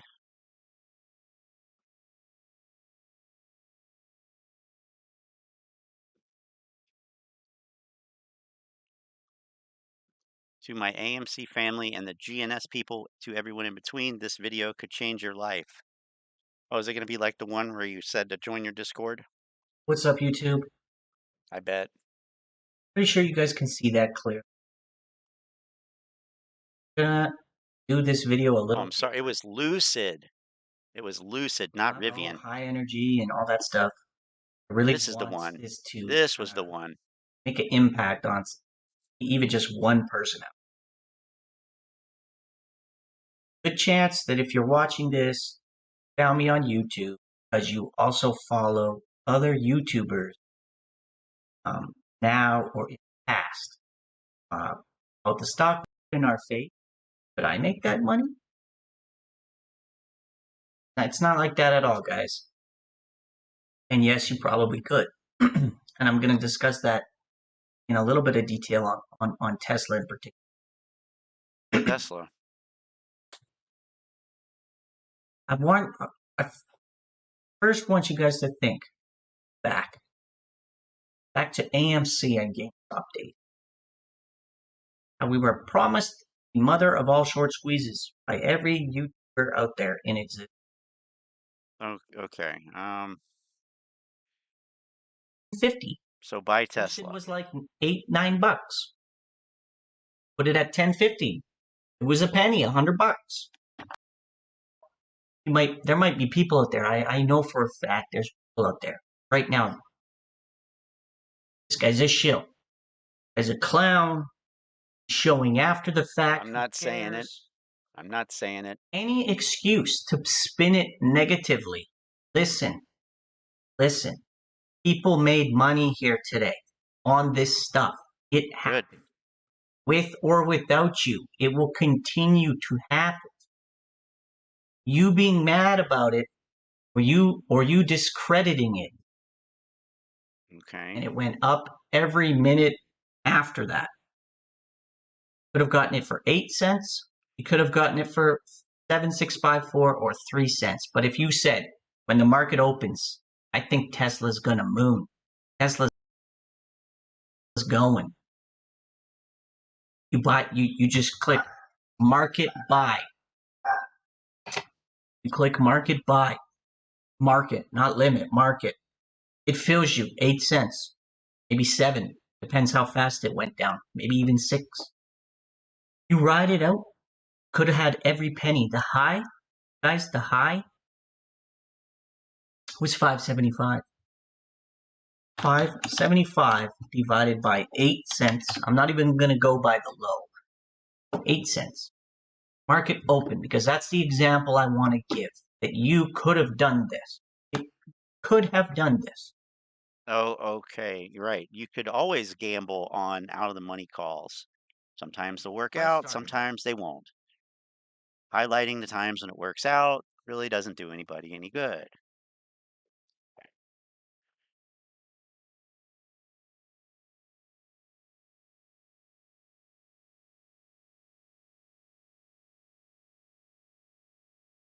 Banana icy at AMC theaters. Bullish. Bullish. FINRA is in massive trouble. I saw this, and I'm curious. God, Ortex update. Who freaking cares?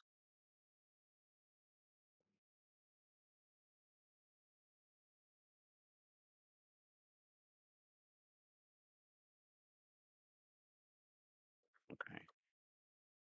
mean, it is Thomas James. It is the squinty Today, Brit, the squinty wanker, but I want to talk about how both FINRA and Citadel are currently in massive legal trouble. I want to talk about how this impacts the future of Citadel, the so then theoretically we could go to a legal research site, find outstanding lawsuits. regulations around shorting, and the AMC squeeze as well. Now, I also want to talk about some new signs of the current market reversal, so stay tuned and let's make some money. Now I'm going to dive straight in with the key information. So, Metamaterials News has just tweeted saying FINRA is in legal trouble. The financial industry regulatory authority that's supposed to protect retail investors is doing the opposite. They said FINRA illegally approved a company's preferred shares to trade on the OTC markets, a threat. Now, this also leads into my second source, which is actually a lawsuit opened against FINRA and FINRA's motion to dismiss. But let's go back to the first source and explain actually how FINRA is in legal troubles. Now, they tweeted saying FINRA currently has a subpoena that will be made public soon out of Washington, D.C., which is my second source. So Metamaterials currently has a lawsuit with FINRA with request for preliminary injunctive relief, and they also have an emergency temporary restraining order as well. But why is that? Well, Torchlight Energy.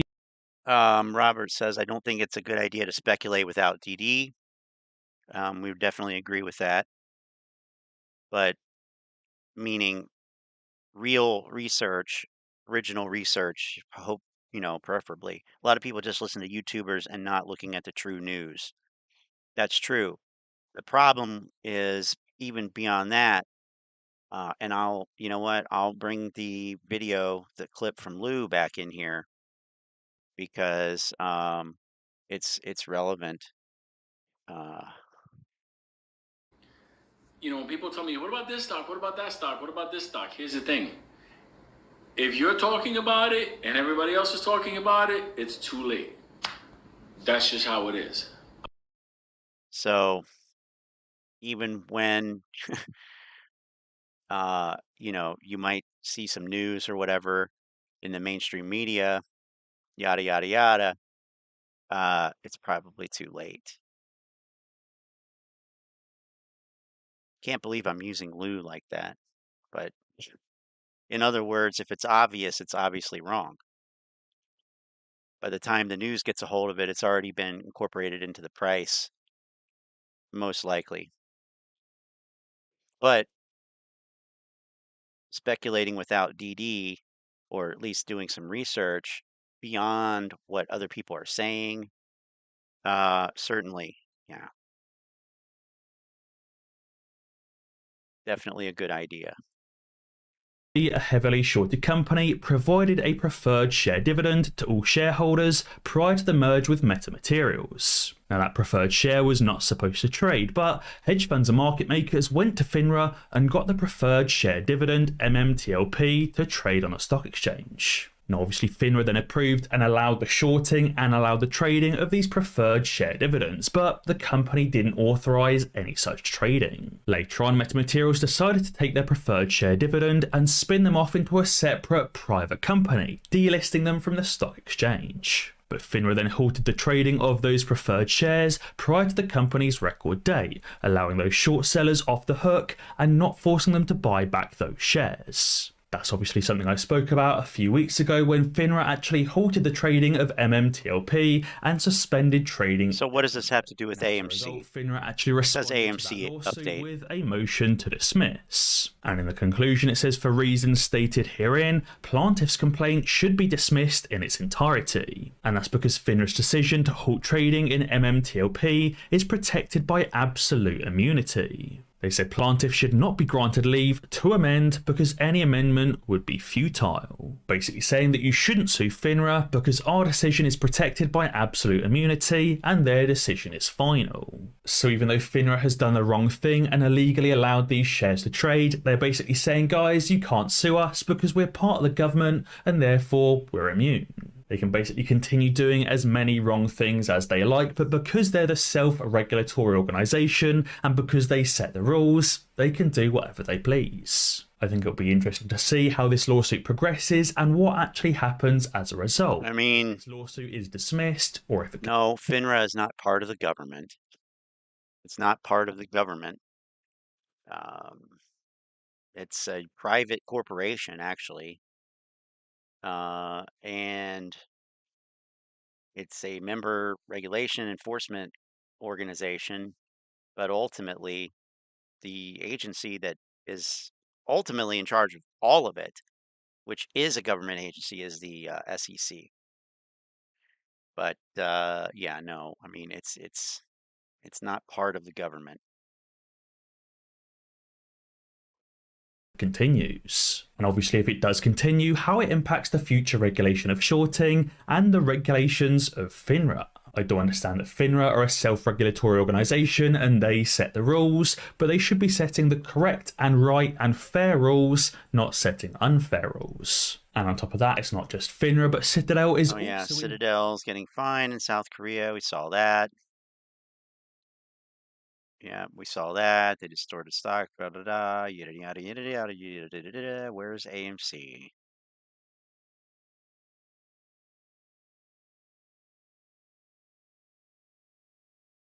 And American stocks are increasing, according to the Bank of America. And this is also supported by this article, I think, from CNBC. It says retail traders piled into big tech stocks in the past week, leading up to highly anticipated earnings reports, betting on strong results. Now, obviously, we know that Wall Street likes to manipulate the market and likes to force retail investors to lose money. And therefore, likely, if retail investors are going mad buying stocks again, that sounds like Wall Street is just about to drop the stock market even further. Said e-commerce giant Amazon saw $272 million of retail inflows over the last week, the greatest net buying from the cohort. Apple experienced $124 million, while Google's parent company Alphabet raked in $64 million. That totaled around $780 million in net buying from retail investors. Oh boy. This could start the next leg down in the market crash, which is not only going to wipe out tons of these retail investors, but also wipe out tons of those hedge funds. If these hedge funds are still long on the market, probably not. and the S&P 500 is about to tank another 10 or 20%, why would you could see their funds end up evaporating? Why would you assume that hedge funds would be trading the same way as retail investors? That's kind of ridiculous, really. Ridiculous assumption.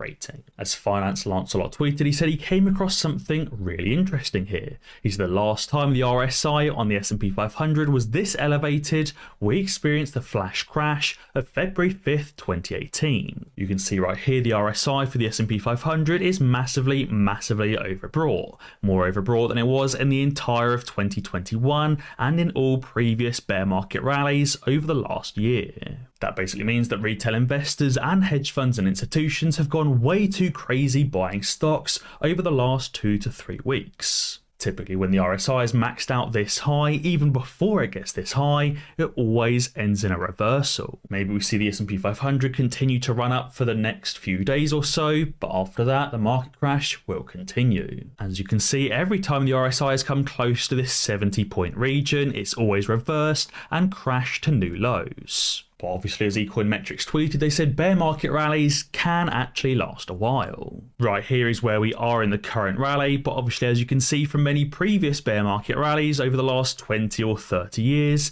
there's tons of them. They vary massively in amount of percentage gains and also in days until the top of the rally. But right now, we are still firmly in the middle of bear market rally territory. I do not believe this is a new bull market, as the recession hasn't even started yet. And finally, I wanted to quickly touch on the Occupy SEC rally and give my thoughts on the entire event. This is something that I really sit on the fence about 50-50. I do think it's good to raise awareness, exactly what's going on. Okay, well, we're saving all that for later, so we don't even care. I don't even care about his take on that. But let's look at the S&P 500 futures here and this RSI thing. So we got the RSI here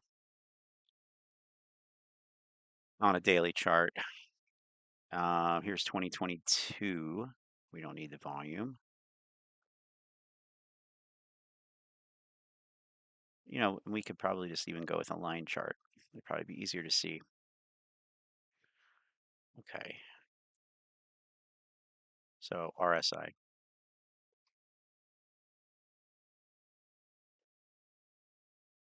And you know what?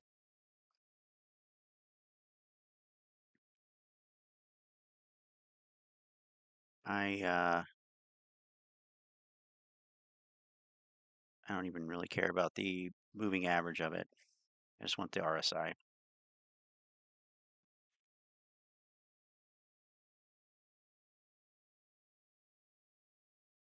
So,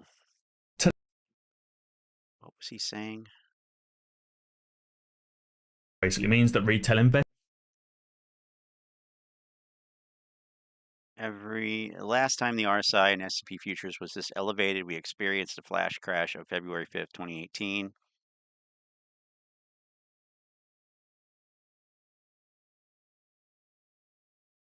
What time frame is he on?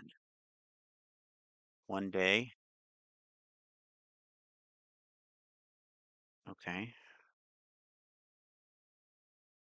Why does his RSI look so different? He must be on a different time frame. 1 week? Or 1 month even? Can't be that. I can't tell. But he's showing the RSI currently. Oh gosh, it's so hard to see.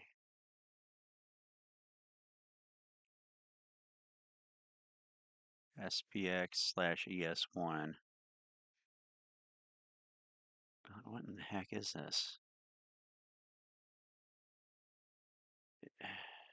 He's showing it above 80. Weekly, it's currently 55, unless he's got different settings on it. Daily time frame, it's 60 something.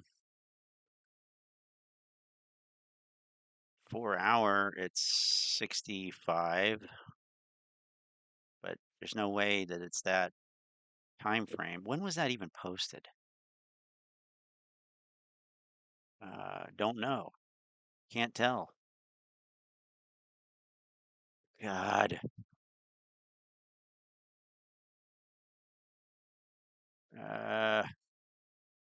Oh man. That's 25th. 25th. Okay, so last Wednesday. But still, I'm not seeing that pattern. But I guess this was Monday. Wednesday it dipped. Okay. I don't know. But let's see if we can at least make any sense of this.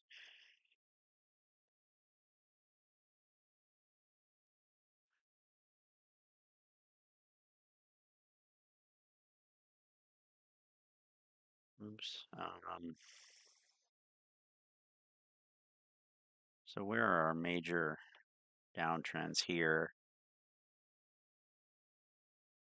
Here. So that's an RSI level of about 60. But then we get one that does peak above 70, which is a typical overbought level. That's he's got 70-30.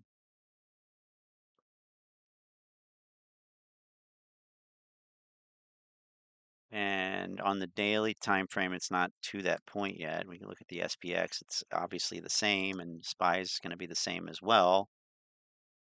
The NASDAQ futures showing a little bit more overbought.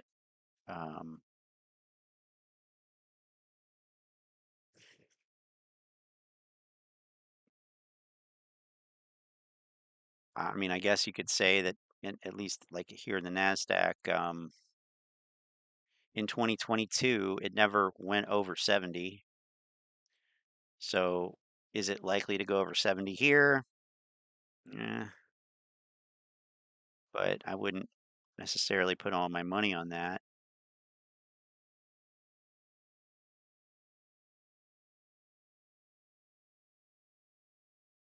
Well, anyway, it's a Thomas James video, so who knows? Okay.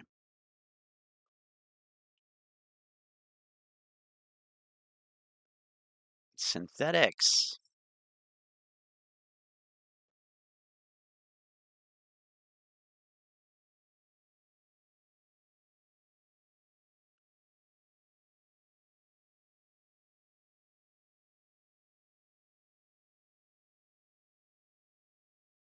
stocks and crypto plays. But actually, Ants trades. Mr. Let's see, where is it? Let me get back to it here. Whoops. One day. Gotta turn it back on in the object tree.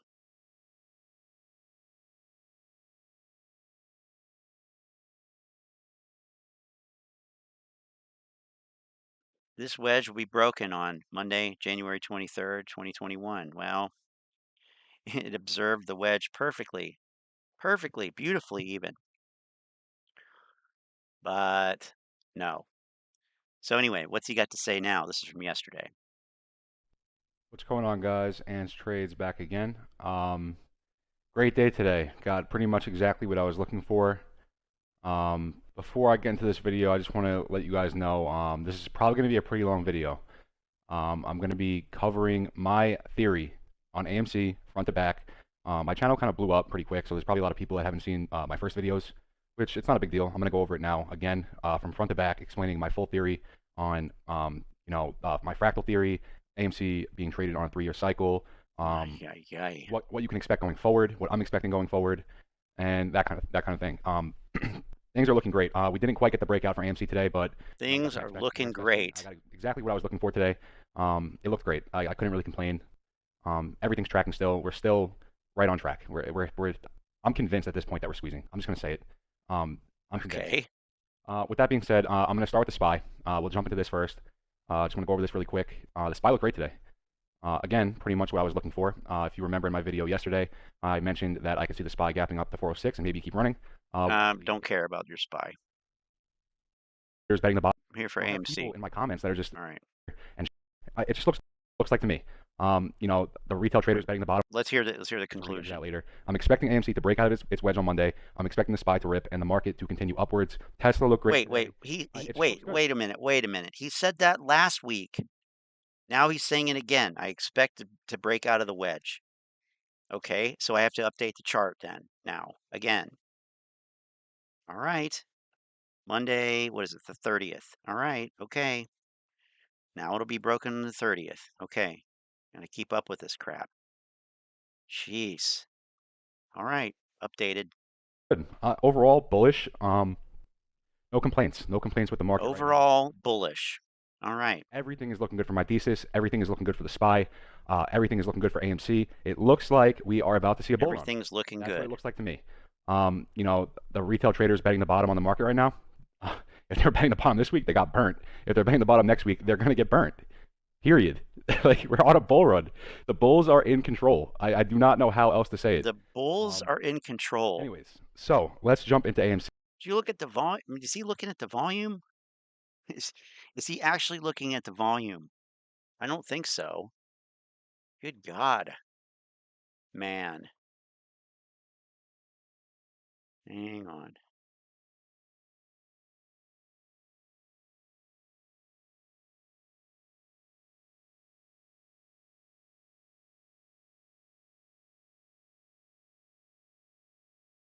SPY traded 68 million yesterday. Friday. Hasn't been over 100 million in a while. You got to go back to what? December 13th. I'm sorry, December 22nd.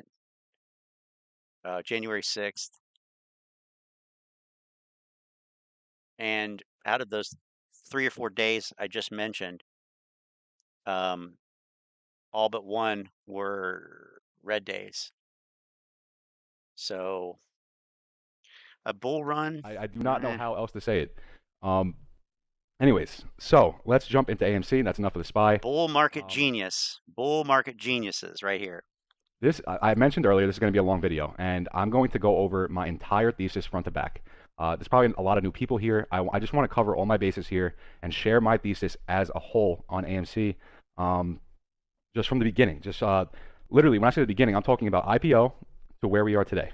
And there, as far as I have seen, and trust me, I have been studying this chart for 2+ years now. questioning myself every step of the way. Does it all make sense? Yes, is the answer. I have not found one single thing that leads me to believe that I am wrong. Now, I'm not saying that I can't be wrong. Okay. But I'm just saying there's nothing here to suggest that I'm wrong. And, I have people in my comments that are just, like, the things that they say, I'm like, you think that I just came up with this yesterday? I've been studying this chart for years, like almost 3 years now. I mean, oh my you want to God, watch my videos and then tell me that, oh, we're not squeezing because of this and this and this. Show me your bad thesis. Show me why. Chad, this is the danger with these grifters. This is the danger with these grifters. Listen to his confidence. He's got all the confidence in the world. He can't find any reason why he's wrong. Okay? So a Johnny come lately comes in after this year.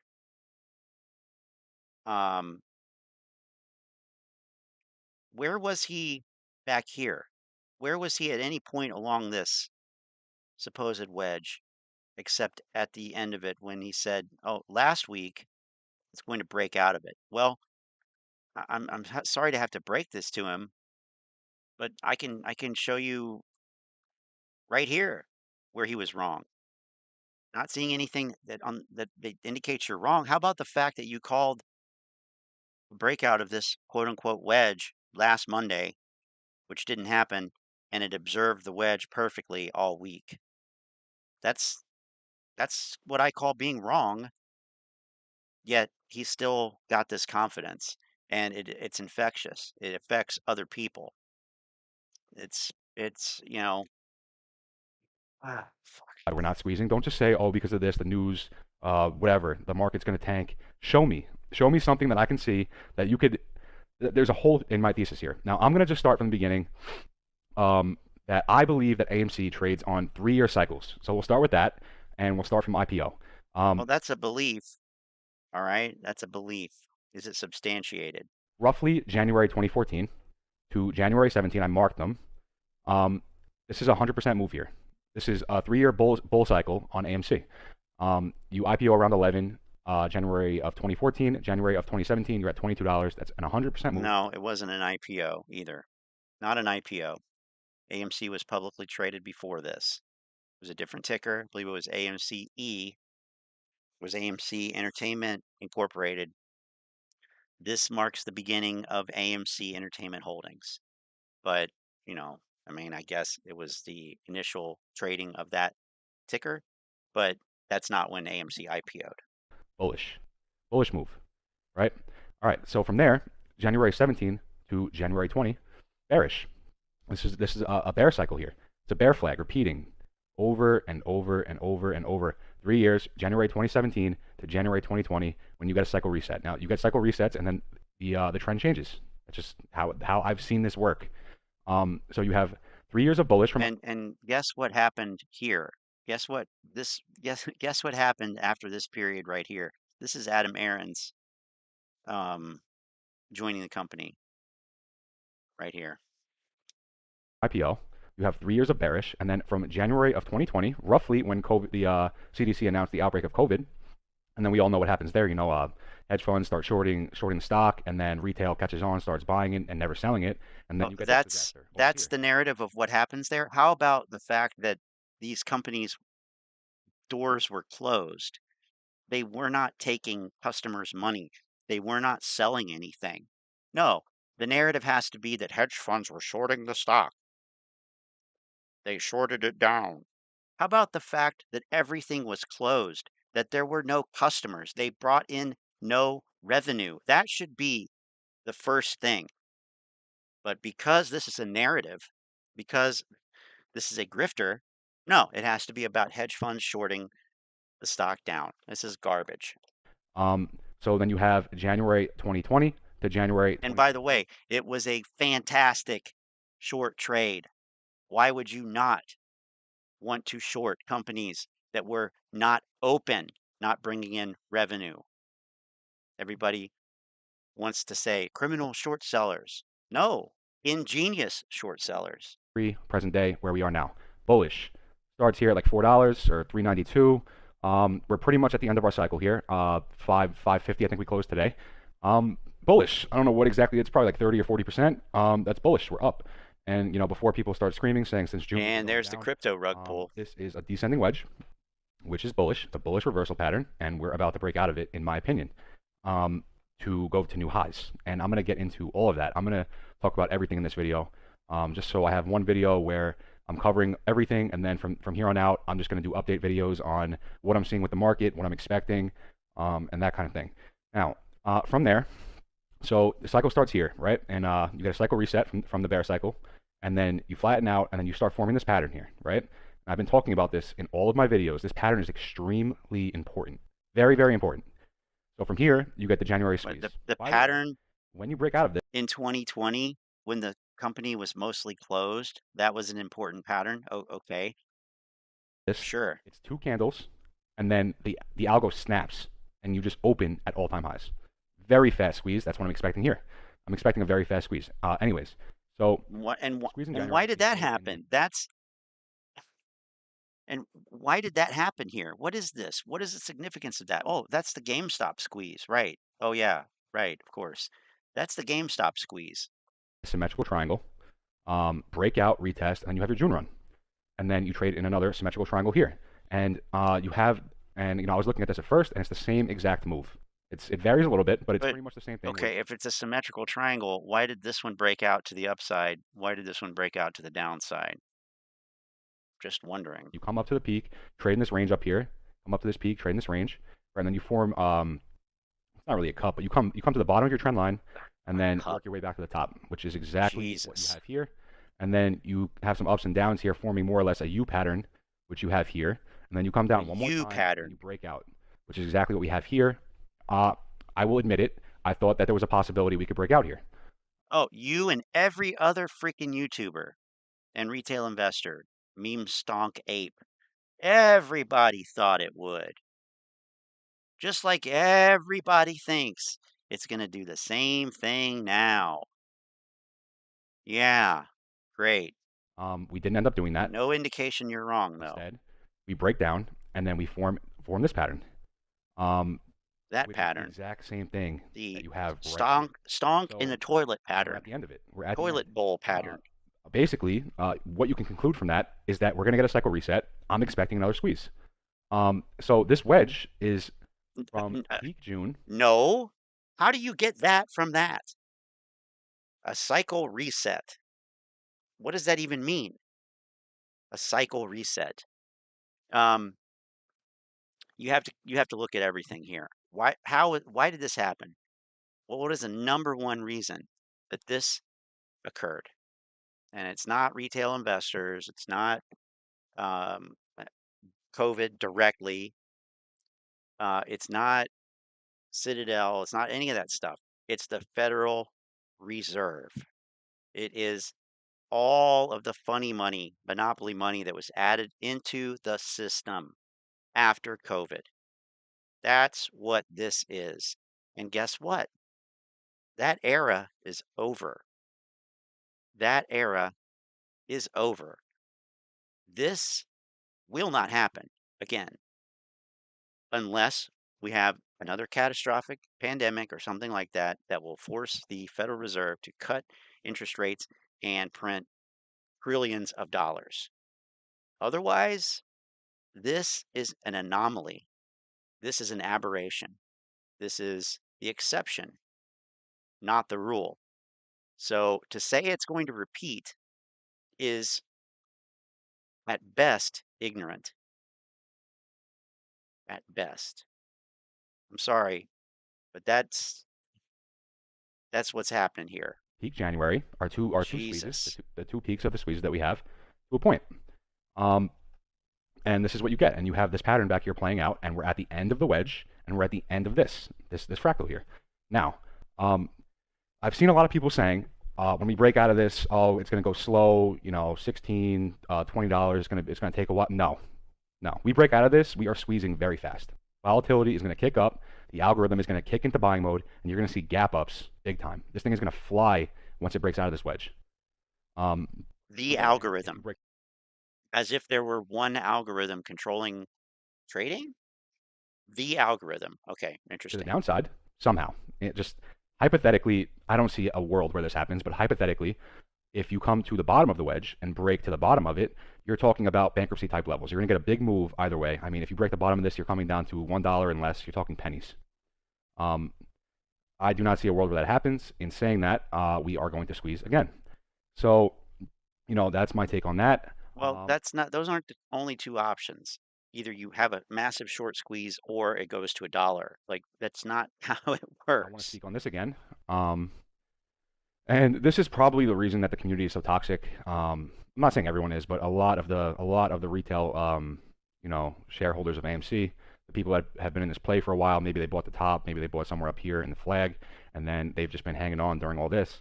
You have to understand something here. This is not organic. This is not organic price action. This is not normal price action. This is a high frequency computer ping-ponging back and forth. Your buy orders are not affecting this stock. No evidence to support that. I mean, well, first of all, everything is high frequency. So there's nothing special about that. Ping-ponging orders back and forth, you need evidence to support that claim.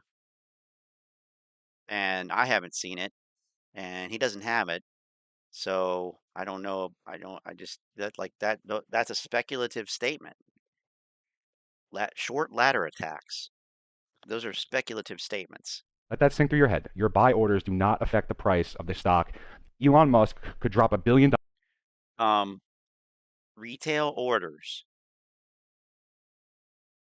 small retail orders will never, now I don't want to say never, but they don't affect the price. You're not, I mean, you're not buying enough to affect the price. It's that simple. You're not buying enough to affect the price. I mean, you have to understand how the limit order book works. You have to understand the bid-ask spread, and you have to understand what actually causes prices to go up and down. And it's not odd lot retail orders for 5 shares, 10 shares, 20 shares, you know, on a limit buy. That's not going to affect the price. It's not going to make the price move. Now, what's he saying about Elon Musk here? Because this is probably false Think too. through your head. Your buy orders do not affect the price of the stock. Elon Musk could drop $1 billion on AMC tomorrow, and this thing would trade sideways. That's not true. So how many shares would $1 billion be? Let's see. What is the price currently? It is 4,551. Okay. That would be 181 million shares. 181 million shares. Let's get the thing up here.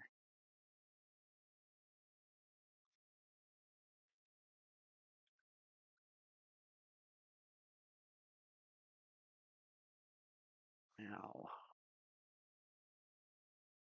the problem is that order book is not filled in.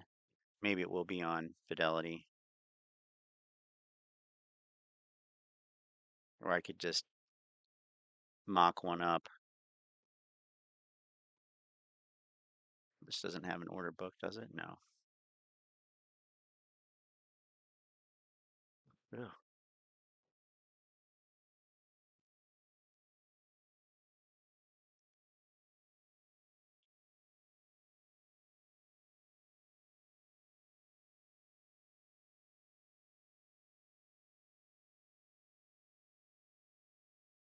Okay, let's see if this is going to work. I'm not sure that I can see this actually. I'm in sales. Oh yeah, good, can.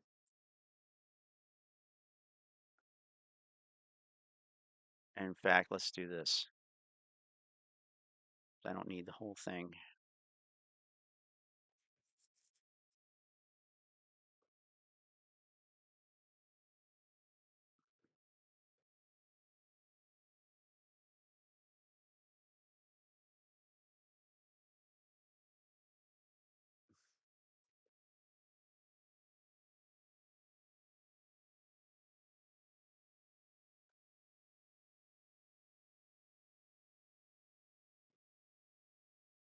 There we go.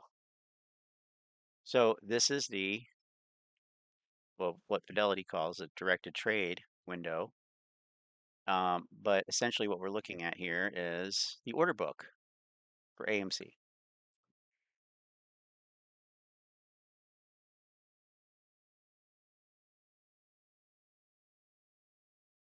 Okay, so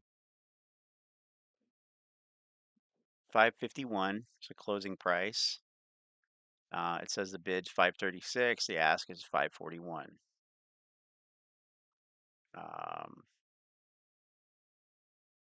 This is at the end of, I guess, after hours on Friday. Volume 33 million. Okay, so we have the bid and ask sections of the order book here. It's not showing us the whole order book, but just, what's the most the top entries. Okay, so it says ask 538 shares 1. Ask 541 shares 47.96. Ask 543 1934 shares. 544 68 161 shares, etc. So these prices are going up. These prices are going up. On the other side, excuse me 1 second. I'm going to go back and just listen to this section again. I'll be right back. A lot of the retail, shareholders of AMC, the people that have been in this play for a while, maybe they bought the top, maybe they bought somewhere up here in the flag, and then they've just been hanging on during all this. You have to understand something here. This is not organic. This is not organic price action. This is not normal price action. This is a high-frequency computer ping-ponging back and forth. Your buy orders are not affecting this stock. Let that sink through your head. Your buy orders do not affect the price of this stock. Elon Musk could drop $1 billion on AMC tomorrow, and this thing would trade sideways. Okay, so knowing that, right? All right, so that's the part that I have the problem with. So we got our order book here, and so we talked about the ask side, and these prices go up. On the bid side, you have 536 shares 100, 535 shares 12, 34, 1038, etc. So these prices are going down, right? So when somebody comes in to buy shares, the ask price is the price that sellers are asking for to sell their shares. So on the other side of that, that's the price that you could buy it for at the market. So if you wanted to come in and buy AMC, if you wanted to buy, how many shares did we say that was? 181 million shares. Well, you're going to be able to buy one at 538. Then the price will jump to 541 and you can buy 4,700 shares. Then the price will jump to 543 and you can buy another 1,900 shares. Then the price will jump to 544 and you can buy 6,800 shares, and so on until you have until your order is completely filled. So that's how the price will go up. Now, if you come in here and you ask to buy one share, as it stands here, you could buy one share at 538. Okay, then that would make the price jump, assuming nobody else comes in with any orders, the price would go to 541. But if you come in and the price is 541 and you want to buy 10 shares, guess what? That's not going to move the price. Why? Because somebody's saying, hey, I will sell 4,796 shares at $5.41. And somebody came in and bought 10 of them. Well, hey, guess what? I still have 4,786 shares available that I'm selling at 541. So the price doesn't move. So this is a basic understanding of the bid-ask spread, the order book, and how prices actually move. And by the way, I'm talking about market orders, not limit orders. So if you come in and buy 181 million shares on a market order, yeah, the price is going to definitely reflect that. You are aggressively buying the market. Aggressively. Hopefully that makes some sense. And, I can't believe somebody would make a statement like this. This is outrageous. Are not affecting this stock. Let that sink through your head. Your buy orders do not affect the price of the stock. Elon Musk could drop $1 billion on AMC tomorrow. How ridiculous. Sideways. Okay, so knowing that, right? So what this is doing, this is retail exhaustion at its finest. This is what this is. This is how you divide a community. This is how you have people bitter. This is how you get people to just be like, all right, let me just get like $20, $25. Let me get out. I don't want to deal with this shit anymore. That's what this is. This computer is trading on your emotions and your psychology. You come down and just up and down. We're gonna break out. No, we're not. Up and down and up and down and up and down. We're gonna break out. No, we're not. Up and down, lower lows, lower lows, lower lows. It's just like it's the exhaustion of retail. They want you out of the play. This computer. It wants us out of the play. That's what this is. It's trying to get us out. Now, I mentioned this in one of my other videos. Is it working? Let's look at OBV. Is it working? Through all of the selling, Oh. OBV is flat. Oh, OBV. OBV. One of my favorite indicators that they totally botch. Look at the OBV through all this selling. Oh boy. This computer, it wants us out of the play. That's what this is. It's trying to get us out. Now, I mentioned this in one of my other videos. Is it working? Let's look at OBV. Is it working? Through all of this selling, OBV is flat. You have your January rip, flat. June rip, flat. Through all of this selling, all this downward price action, the OBV has been flat. Why? Why is that? Why is that? Well, because OBV, there's two components. There's two components that make up the OBV indicator. One is whether the price went up or down. So price higher, price lower. The second is volume. Price higher or lower, so positive or negative, that will determine the slope of your line. Is the line going up? Is the line going down? If the line is going up, that means the price went up that day. If the line goes down, that means the price went down that day. On the most basic level, how is the length of the line determined? In other words, how much does this line go up or down? That's determined by the volume. So why did the OBV go up so much on these run-ups? Well, because there was massive volume. Why did the OBV not go down that much the rest of the time? Well, because there was not massive volume. It's still going up and down. It's just moving very little as compared to these moves because the volume is like 1/10 or 1/100th of what the volume was here on these run-ups. So OBV does not tell you that nobody's selling. Does not tell you that. I've been over that I don't know how many dozen times.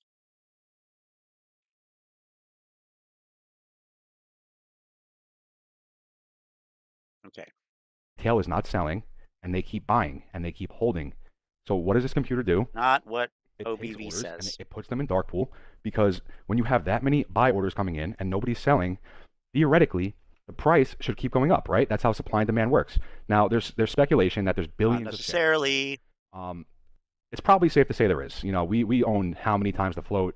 I couldn't tell you. It's probably a lot. You can't tell us because you have no proof. There's no data. You have no facts. You're just speculating. Who knows at this point how many synthetic shares there are? It doesn't really matter because honestly, I think this thing is going to trade on a loop. And as crazy as I sound, I'm going to go through the rest of my theory here. And I found little coincidences along the way. Like I said, I didn't just start doing this when I made my YouTube channel 2 weeks ago. I have been studying this chart for a very, very long time. And I found that's clear. It's clear you have been drinking the Kool-Aid for quite a while. I'm sorry, the Tang.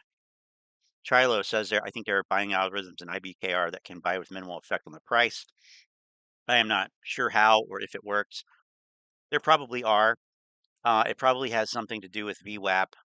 A lot of those types of algorithms are based on VWAP, so they're trying to buy and or sell at the average price the volume weighted average price of the security. Because theoretically, if the price is currently at the VWAP, then it would have, the least effect on it. If it's far away from the VWAP, above or below it. And this would be probably mainly for dumping large amounts of shares, because if you come in, and sell 181 million shares of something, you're going to eat through those order book levels pretty quickly. But if your algorithm is programmed to, when it's just within a certain range of VWAP, when it's however many percentage above or below VWAP, you execute a certain percentage of your shares. That's probably along the lines of what it is. I mean, I don't know, but I have seen those types of things before. So it's not going to execute all of them, and it's going to wait until there's a price that's near to the average price so that it doesn't affect it that much. But that's interesting. I wasn't aware of that. I don't use interactive brokers. That, have made me believe that this thing is traded on a computer and it trades the cycles Everything are very is similar. Now, I've gone through the bars pattern already. I'm going to do it again because I'm going to cover everything in this video. But, this is something I just wanted to mention really quick too. From this bear cycle that you have your descending trend line, which crosses over your blue fractal here towards the end, right before you squeeze. Just the same way you have it here. You have descending trend line crossing over the blue fractal here. Now, this is something I thought was pretty interesting. In the beginning, the transition of the red to the blue fractal, you get touch points on your descending resistance, right? Right in the beginning you do. In the middle you do, where you get the U and the higher U, you get a touch point there. And then right before you squeeze, you get a touch point, and then you retrace, and then you squeeze, right? What do we have over here? As the red transitions into the blue, touch point. In the middle of the blue, you get the U, the higher U, touch point. Now, same thing, you come down, you find your bottom, which we did, 10 days trading down here. You come back up to the top of the wedge, touch it again, retrace. What's next? Squeeze. This thing is going to squeeze very soon. I have no reason to believe it's not going to. And, I've shown you guys time and time again, like this bars pattern, it is tracking perfectly. Perfectly. I mentioned in the video yesterday, this was flat. The bottom was pretty much the bottom here. This was flat trading, and this is a descending wedge. So this pattern is descending here.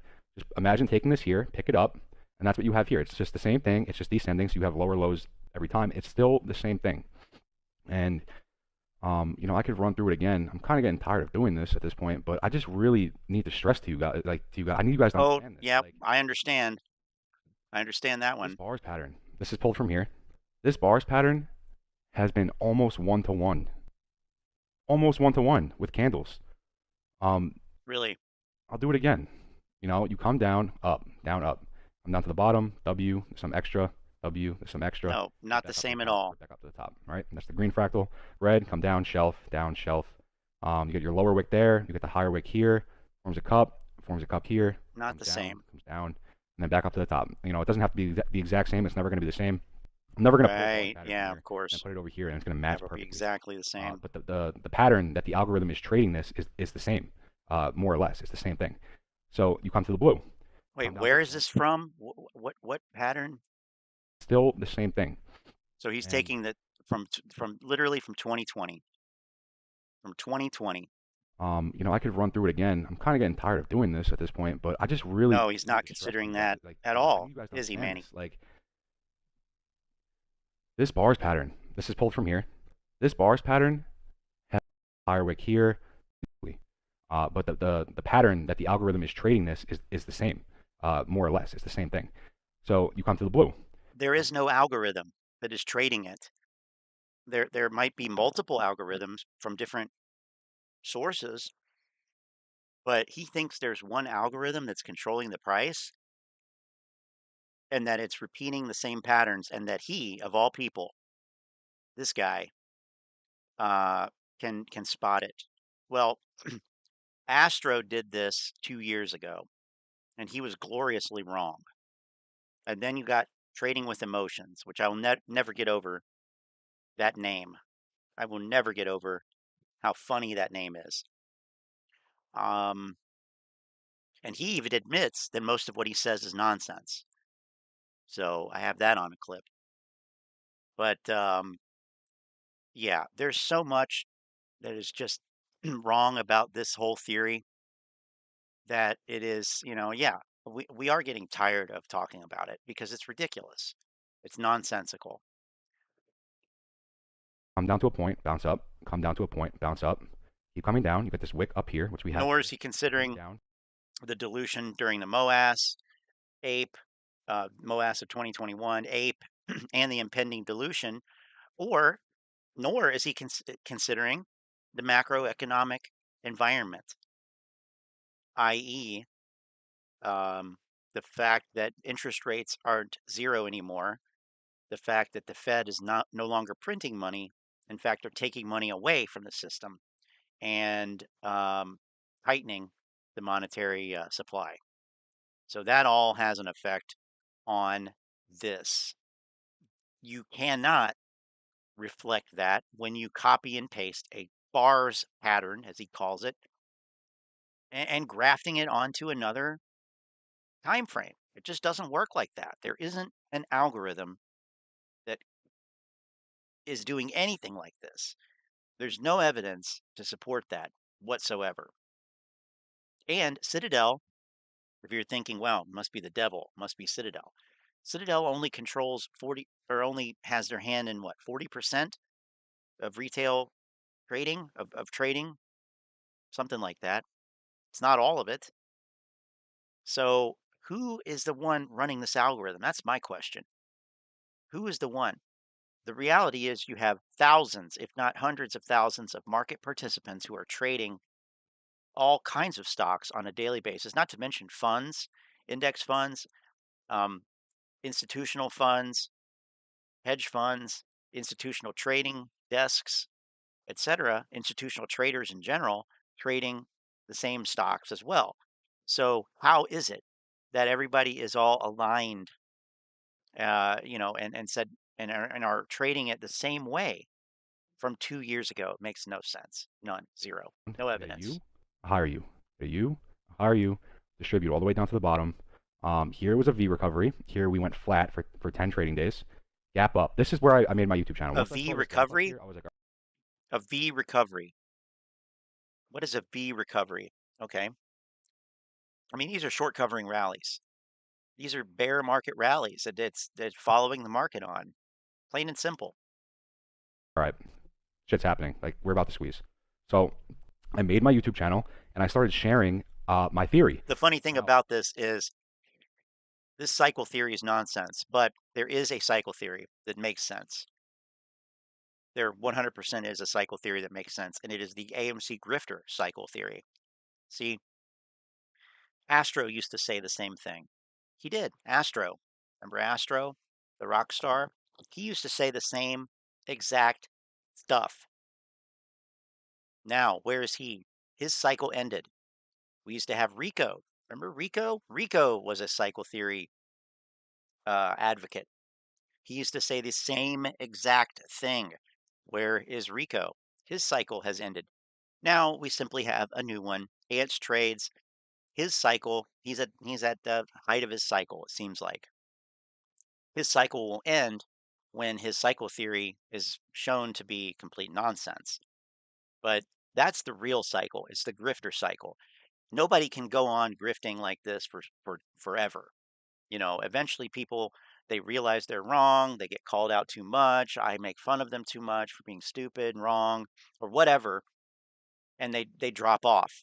And we've seen it time and time and time again. This is just the next cycle grifter in a long line of past and future grifters talking about quote unquote cycle theory. I forgot trading with emotions. He's in there too somewhere. Kind of in the same generation as Rico, but he's still going strong. He'll fall off eventually, my guess. But that's the real cycle, the cycle of grifters. And he's got the enthusiasm because how long has he been making videos? Not that long. How many videos he have? He has 2, 4, 6 videos. He's only had this account since the 14th. So like 2 weeks, just over 2 weeks. Yeah, it's too early to say, but his enthusiasm is noted. It's noted. That's the cycle. There's no reason for me to believe that we're not going to squeeze. It's following 1 to 1. Okay. If you guys don't see that, I don't know what to say at this point. You come up and retrace. You come up and retrace. What's next? This squeeze. It doesn't end there. It's going to keep going. I'm going to get into my price targets and everything. But yeah, this thing is about to go. And I don't know how else to illustrate this to you guys. Like, if you don't get it by now, I really don't know what else I could possibly say. Let me get all this stuff off. Yeah, narcissism. My God. This thing is about to squeeze. It really is. I mean, you're seeing what I'm showing you, right? And then this, now, everything I just showed you is facts. That cannot be questioned. 3-year bullish trend, 3-year bearish trend, 3-year bullish trend. The touch points in the exact same spot. Like, what are the odds, right? Unless it was a program on a computer that's programmed to run the same kind of algorithm. It's a loop. It's running the same thing. It's slightly different, but it's the same thing. What are the odds that you touch your descending trend line in the same exact spots, and then right on the last touch you retrace and squeeze? And that's what we have: touch, retrace. What are the odds of that? Astronomical. Unless it's a program on a computer that is running this thing on a loop. It makes perfect sense. Now, with that being said, and this is speculation, right? So my theory here is there's billions of synthetic shares, right? And when you have that many shares being bought and there's no supply because they're all bought, they can't really buy them, and those orders are going into dark pool. Those orders are not affecting. The orders are going into dark pool. Not really. Yeah, this guy lives in the matrix. Holy crap. I mean, yeah, and they don't they don't know anything about how the market maker makes money, and they don't know anything about the spread.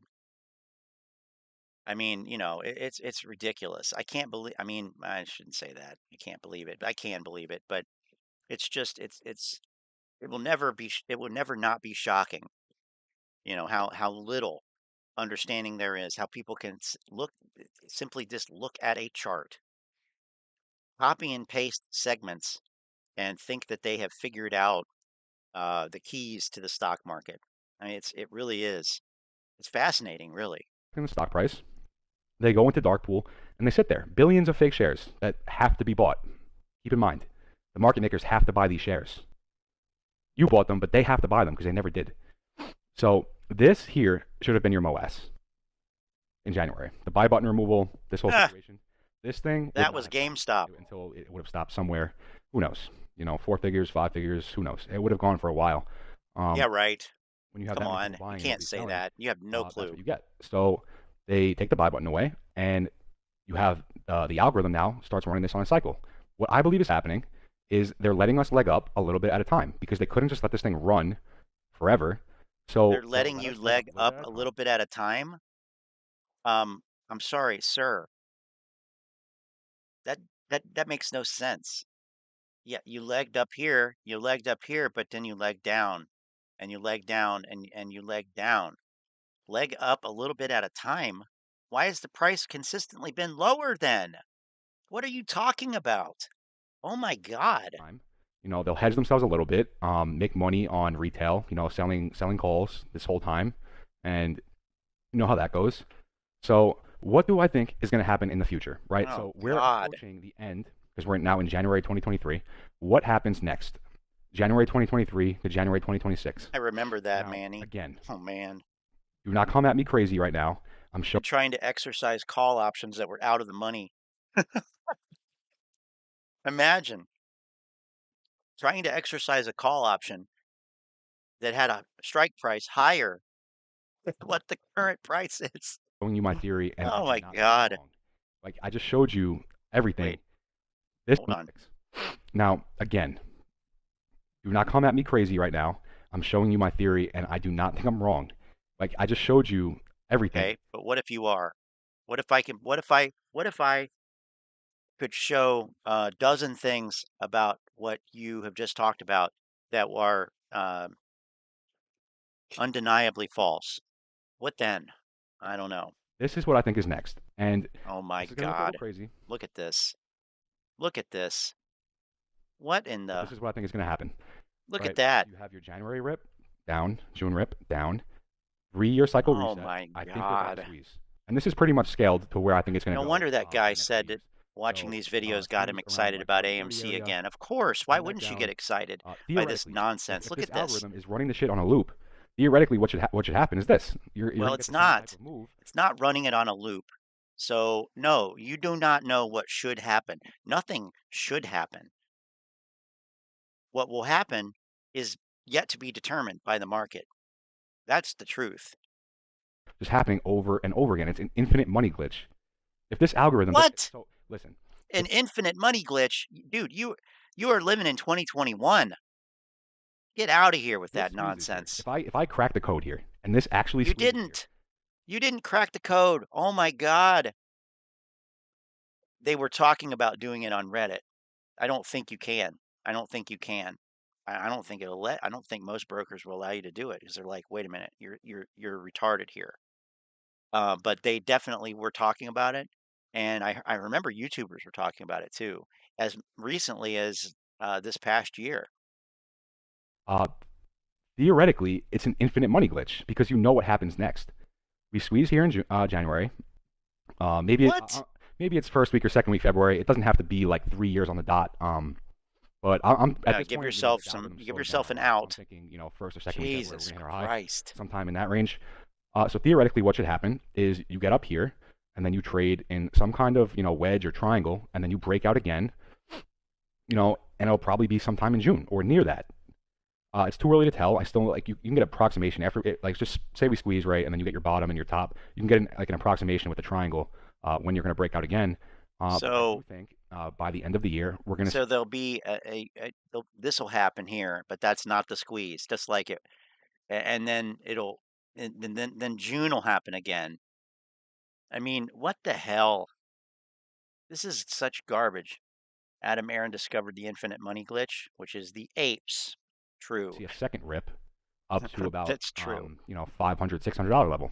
As crazy as that sounds. And then you're going to get what wait a minute. What about $1 million though? I'm hearing 500,000. This doesn't go up that high. How do we get there? What we've been, this whole thing, what we've been going through for the past 2 years. This down all the way back down, stair stepping. It's they couldn't just let it rip. So what do they do instead is they just let us stare. It's a stairway to heaven, pretty much. You just keep going up. Stairway to heaven. Up, down, up, down, up, down, up, no, down, like that. No, it's the Trail of Tears. Okay, it's the fucking Trail of Tears.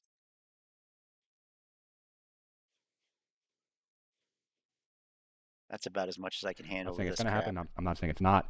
I am saying that this algorithm is running this on a loop, and I'm pretty sure I cracked the code here. I think I can make a pretty good educated guess on what's about to happen next. I mean, I haven't been. Wow, what a narcissistic, egotistical clown. Wrong. If you go from my first video that I made and just watch them in order, I really haven't been wrong. I've just been off a little bit with time scale. But I keep saying to you guys, I cannot. Oh yeah, you've been right. You've been right the whole time. Control in your 6 videos. The algorithm. If it decides to cut volume, God, and just slow down, I can't control it. The cycle is still playing out. The fractals are still the same. It's the same move. It's just slowing down. Like this retracement was 1 day. This retracement 7 days. I can't predict that. I can just give my best guess. With that being said, I think we're squeezing next Monday. Let's hop into next Monday. He thinks we're squeezing next Monday. I got to update the chart again. Oh my God! What is this guy's crazy? Holy crap! Look at this. He says not only will the wedge be broken, not only will that be broken. Oh my God! AMC will squeeze on Monday. Oh my God! Wow. Okay, well, it's on the books. You better be right. What this looks like. Do a special live stream. Bust your ass. I mentioned yesterday that we could expect some kind of a W move, right? So I said this comes down, up, down. What do you expect next? Up. W move. Exactly what we got. Let me actually hop into the 1 hours for this. All right. Now, I did mention yesterday that I would not be surprised to see a double bottom, and that's exactly what we got. You know, the first half of the day was very boring, very boring, very low volume, and then we picked up and just started taking off. I compared these two yesterday, and it's still tracking perfectly. This was 1 day. This is 7 days, but it's still the same thing. I mentioned that this wick didn't come as low as the wick off the rejection. I mentioned that I wouldn't be surprised to see this one come lower than this because this is descending and this is flat. So it's tracking perfectly. I don't know how else to put it. And like some of you guys are still giving me shit in the comments. I'm just like, look, like what else do I have to show you? This thing is gonna rip. It's a W. That's what this is. Monday we're ripping. Oh my God. You gotta be kidding me. Advice, but I really do. I think we're breaking out the wedge Monday. It looks really good. Let me say this again because I don't want people to start yelling at me and saying that I'm a liar if we don't break out on Monday. It does not have to be on Monday as long as we hold our support. Okay. If we hold support at 527 and trade range bound, hitting the top end of the wedge and bouncing to the bottom, that's fine. As long as we hold our support, we're going to get pushed out. Eventually, it's three days. Honestly, this thing is going to make a move. Let me just be very clear. In the next 3 days, AMC is going to make a move up or down. Like I said, sub 5, bearish. You're coming back down here. You hold your support. You're squeezing out. This thing is about to make a move. Maximum 4 days. Maybe you get a tiny candle in there. Maximum. I don't see that happening. I really do think we're going to break out Monday. I mean, you got the W here. It started here. I mentioned this move is very symmetrical. It is. The W, the other leg of the W started today. The first half of the day was low volume. We kind of lost half the day there. We could have broke the wedge potentially today, but the algo was just in slow motion this morning. We double bottomed and spent. The algo was in slow motion. It's always tomorrow. Free beer tomorrow. Free beer tomorrow.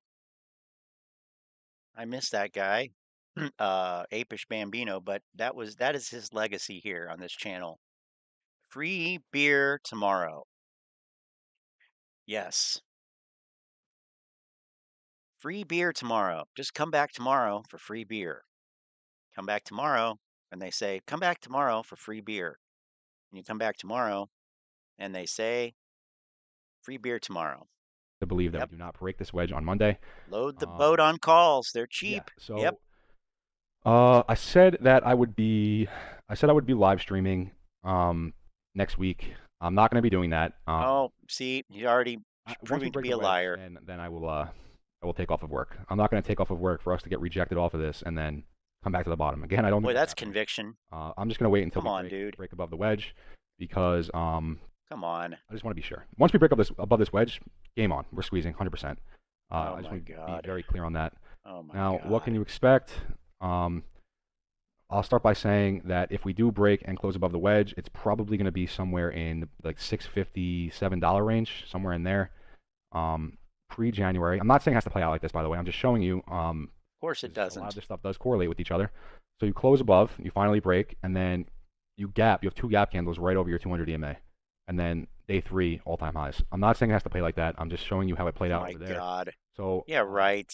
Potentially, what you no way this clown believes this shit. 650, no way. Range, no way. 100 EMA.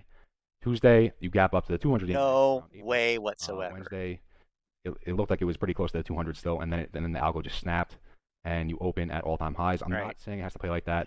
Of course not. It could just gap up to. Of course not. Levels. Why would it? Up here. So. All right, look, check out this option chain. Super bullish, man. Here, let me get these far dated ones off here. Here's this upcoming week. On the call side, we have an open interest of 10,000. Woo! So many on the 6 calls.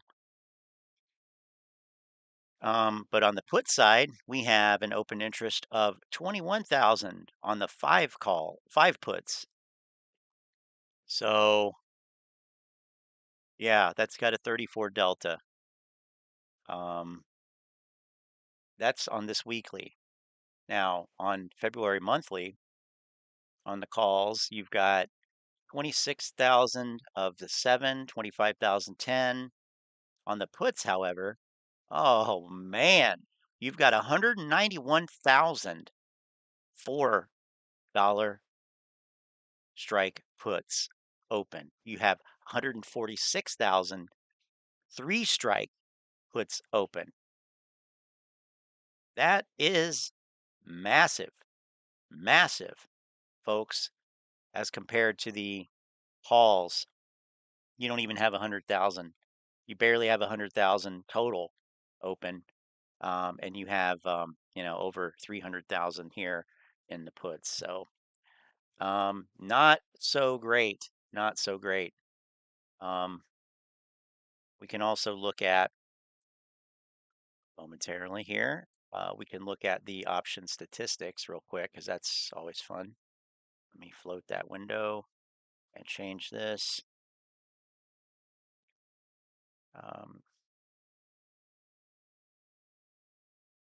Option analytics, there we go.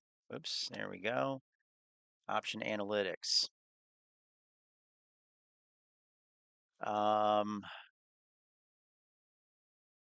This was Friday's volume and data, by the way. So total volume, 444,000 option contracts in general, 325,000 calls, 119,000 puts. So higher calls and puts.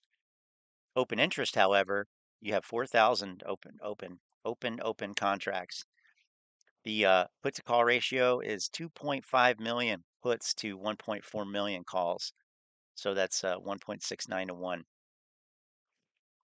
Get down, get down, get down, cat trying to get my food. Yeah. So that is fantastic. Super bullish. Where is Roach Capital when we need him to tell us that this is a super bullish option chain? I don't know. So anyway, fun times. But this guy's a problem here. He's got this guy. He's the next in the line of grifters that is just pumping the hopium. Guys, we're squeezing within 2 weeks. Stop talking about splits. It doesn't matter. It's starting next week. I'm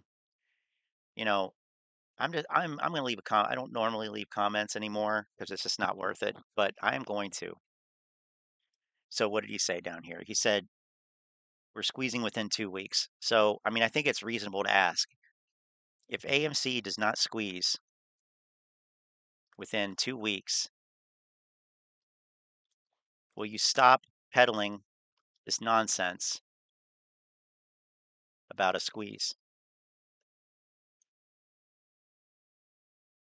Retail investors deserve better information. And when someone proves himself to be wrong consistently, perhaps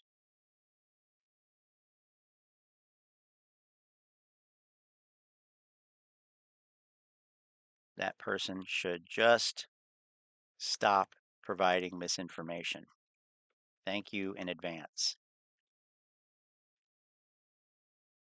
There we go. If you say it's going to happen within 2 weeks and then it doesn't happen, you were wrong. Should you keep talking about it? And I say that about all these guys. I say that to all of them. They've all been wrong, yet they all continue to do it. Not cool. Not cool, man. Should have quit or at least called in sick. Low confidence fool. Yeah. Yeah, you know what? That's right. If you're so confident it's going to squeeze within 2 weeks, quit your job. Go ahead and quit. You don't need it. You're going to be rich in 2 weeks, at the maximum 2 weeks. But he's not even willing to call in sick. That's some confidence. My favorite is the guy who thinks hedge funds aren't real. I know, that was hilarious. What does that even mean? What does it mean, Pee-wee? Okay, I'm going to do one more video, then I'm going to take a break here, and then I'll come back for the futures at 5:45-ish/6.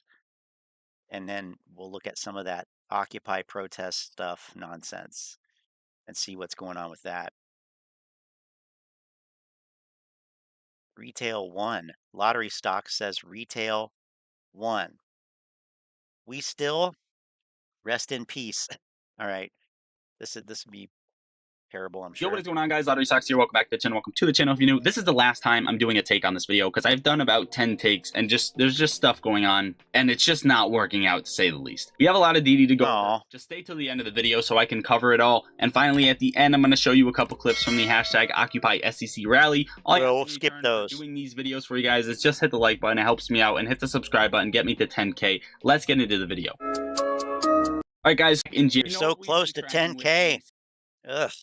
The first thing I wanted to touch on is the bars pattern back in January for the oh my god, here we go. Rip to bars pattern. First, the buy button was taken away, and then second, a ton of fails to deliver stacked up, and they've been naked shorting the stock ever since. The first one took 9 days to complete. The second one took 19 days, and the third one leads me to think that it could be extended out a little bit further. I know everybody's expecting a rip and has been expecting a rip over the past week, just based off.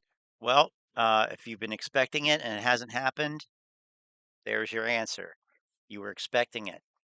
Of how the cycle looks, and honestly I have too, and I still do. However, this leads me to think that the cycle AMC is playing out can track all the way out to February 6th if need be, and the only way it invalidates is a break under $3.80, which would be the lows of the stock. We have the pink bars pattern from January, the white from June, and where we are at now in yellow. You can see that they all play out very, very similarly, and this is most likely where we are at on the chart. The algorithms were ready to push this thing to the upside. We saw it time and time again, the order books being wiped out, and market makers are pressing these stock down with short exempts, etc., etc. Now, short exempts. Oh, I'm sorry, kid, but you have no idea what short exempt means. No idea what short exempt means. Oh my goodness. Ay. Is that something else? Is that something we're gonna have to talk about? Actually, I didn't think we would need to go over that again. Out literally not doing it now to what happened back in January. With that being said, I expect a retracement down to about $19 before and he said something about $3 being the lows of the stock. That's not correct either. That is most certainly not correct. Even, well, split adjusted right now, you had it at around $1.17. I think that might have been the lows, although you also had it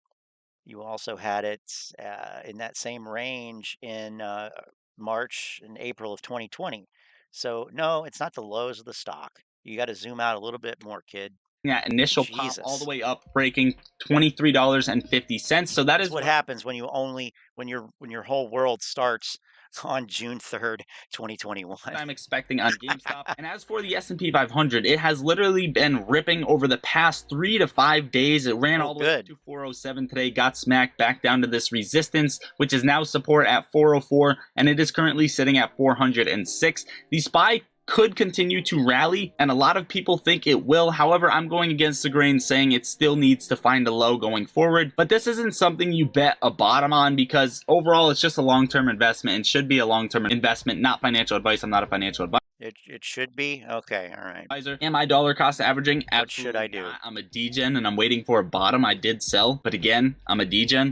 Touching on some ortex numbers for AMC, 22.87% short interest of free float. Utilization still maxed out at 100%. Oh, yay. Came back up from that 44% level all the way up to 286 for the average, which is something very good to see. 304% cost to borrow max. As for APE, 6.68% short interest. Utilization actually creeping up at 92%, and the cost to borrow sitting around 7.43%. According to Stock Tracker, 0 shares available to borrow on AMC at a most recent fee of 103%, 12,000 calls compared to 31,000 puts expiring in the money. We are losing on the options chain, and the short percentage has been creeping up very, very high over the past 3 days, 62%, 68%, 61%. You can tell that they do not want this stock to rise. Not only— What does that mean?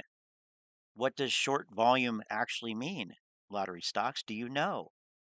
Do you know? I don't think you do. I don't think he does. AMC will squeeze on Monday. Well, actually, let's put a disclaimer on here. Or at least in the next 2 weeks.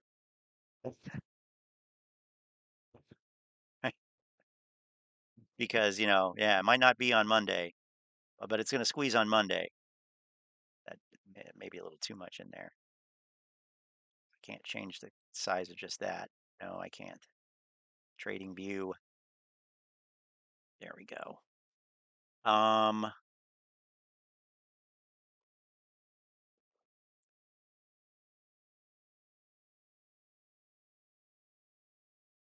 So the volume Friday was 33 million.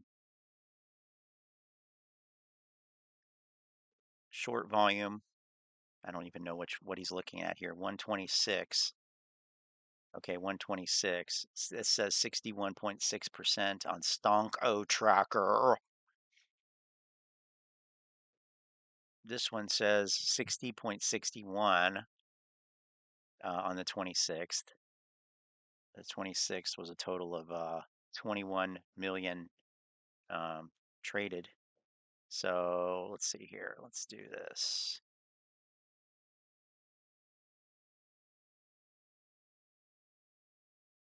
Da-da-da. Oh, not two of them, just one.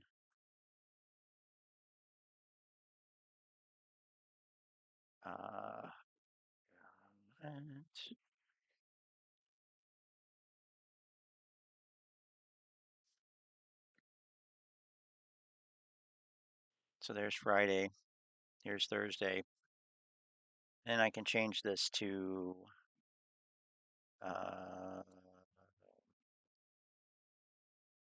actually I need to use the other one, the visible range.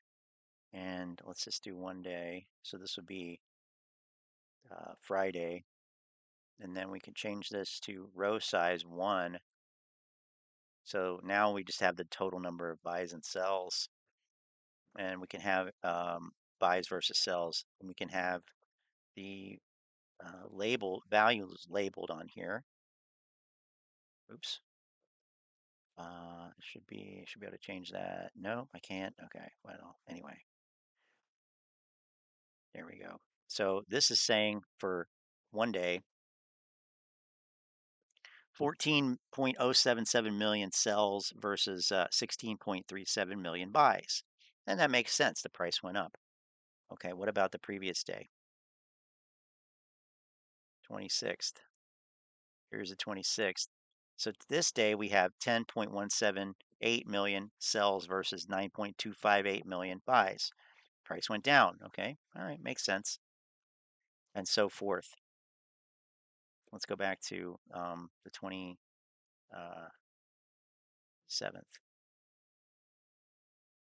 Okay, so this is Friday. So we had 2 million more buys than sells. And they're saying the short volume reported was 55.41%. 55.41%. So 50, and they're only reporting 28 million of the volume. So that's not what this is saying. So that obviously has not been updated completely. But what I'm trying to get to here is this. If 55% of the total volume was short volume, and apes believe that this is short selling. So these should be short sales. These should be downward pressure on the price. Yet we can see that there was 16 million of positive volume versus 14 million of negative volume. 55%. It just doesn't jive. And we know, based on facts, that short volume is not the same thing as short interest. We know that short volume is the way that the off-exchange market makers execute their trades. So they're shorting it to you, then they're buying it. So that's what this means. That's what this means. Short volume, total short volume reported 15 million, and we have 16 million of up volume. So what does that say? Well, that says that most retail investors use payment for order flow brokerages. That's what it's telling me, that most retail investors are using payment for order flow brokerages to buy shares. Plain and simple. But you can't look at the short volume and really tell much of anything. Chris, delayed response. Doing laundry with Scottish white noise. Hey, I'm good for that. I'm good for white noise. 62%, 68%, 61%. You can tell that they do not want this stock to rise. Not only they do not want the stock to rise. They don't. That's for sure. They don't. Right. I'm just curious, let's find a day where it was massively up. How about August 5th? Can we go back that far? August 5th, 2022. Wow, remember that? High was $13.99. And it was a Friday. Boy, option traps right there. Closed at 1363. Volume of 125 million. Let's see if we can find the short volume for that day. So August 20 what? August 20 August 5th. August 5th. August 5th. Oops. There it is right at the top. Perfect. August 5th. Short volume percentage of total. Total short volume reported 45%. 45%. 49 million of short volume. So about a little under half. Yeah, 45%. Interesting. Okay. Short is long when it comes to this. That's the name of the game. Short is long. Here it is right here, actually, by the way. It's right on this chart. Price ran up 8.5 right here. Now it's interesting, 8.4 the day before you had, it looks like a higher percentage of short volume, 57. Then you had kind of a doji day. So it doesn't necessarily correlate, but always so perfectly. But at the end of the day, short volume is mostly retail investors buying. that, but do you remember when meme stocks like GameStop, AMC pose risks to financial stability, says the Fed? This article came out November 8th of 2021. And finally, now you're seeing the order book being wiped. And yeah, this was today. This isn't the same screenshot that you saw when the NYSE halts happened. They're doing it again. This shows me that the algorithms are ready to push the stock. Higher up entities are not letting it happen. They're pressing sell orders through and removing the buy orders, sell orders all the way up to 100,000 shares per order, which is absolutely nuts, keeping the stock down. Now, according to the stock tracker for GameStop, 400,000 shares available to borrow with 4,000 orders all the way up to 100. What? Oh, come on.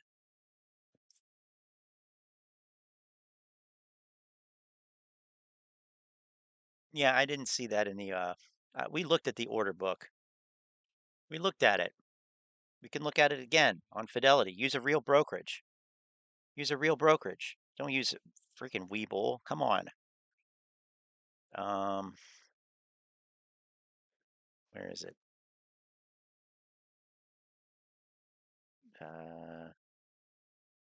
There we go. The good old directed trade window on Fidelity.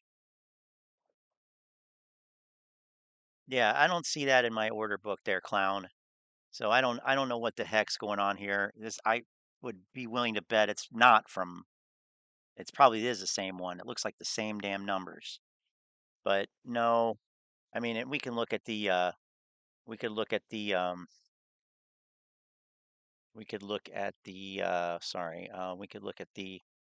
time and sales for AMC, and let me clear all this off and change it to Friday 27th. And we can see that, let me say price between $6 and what was that top one? $99,999. I mean, come on. Apply.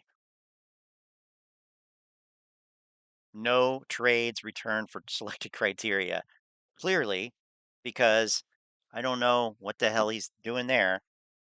Could be Photoshop for all I know. But no, no, no, no, no, no, no. They are not doing what you think they are doing.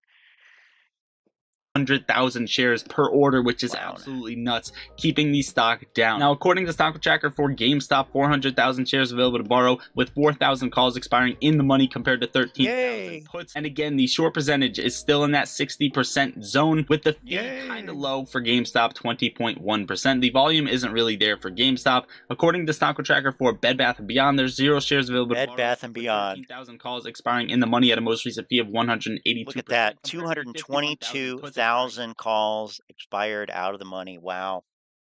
Good trading. And the short exempt stacked up again. In my opinion, retail tried to buy that dip on the news. And, market makers said, yep, why? That's not going to happen. We just shorted this thing to oblivion and we need to make some profits. So we're market makers don't fucking short stocks to oblivion. You fool. You uneducated fool. That's not what they do. I am so sick of hearing them talk about market makers shorting stocks. Give me a break.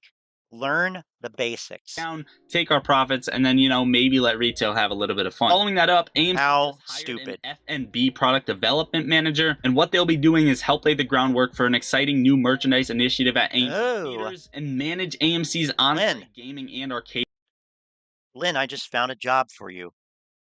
No, seriously. You would be amazing at that job. You could save AMC. Lynn, are you listening? Do you hear me? You need to apply for this job. Pronto. Initiatives. Now, you might think this could be a merger with GameStop, or you might think, well, AMC already has arcades in it, It probably isn't a merger, but Dade Murphy thinks otherwise. He goes, could be a merger, but the word initiative relates to an introduction, and AMC already has arcades in a few theaters, so this could actually be a merger with GameStop. What do you guys think down below? Do you think this is a merger with GameStop? Moving on, the head of FINRA, after 3 years, is retiring. FINRA announces departure of enforcement head Jessica Hopper. Can she not handle what is about to come? Is something about to come that is major and is going to expose FINRA fraud? You guys let me know in the comments. Also, US December core PCE price index rises 4.4% year over year, estimated at 4.4%, which is probably why you saw a little bit of pop in the overall market. However, following that up from 407 down to 404, Trump tweeted out something about war, which is probably what spooked the market a little bit. Moving on, US existing home sales dropped Wait, what? in 2022. The most Trump tweeted something and it spooked the market? What?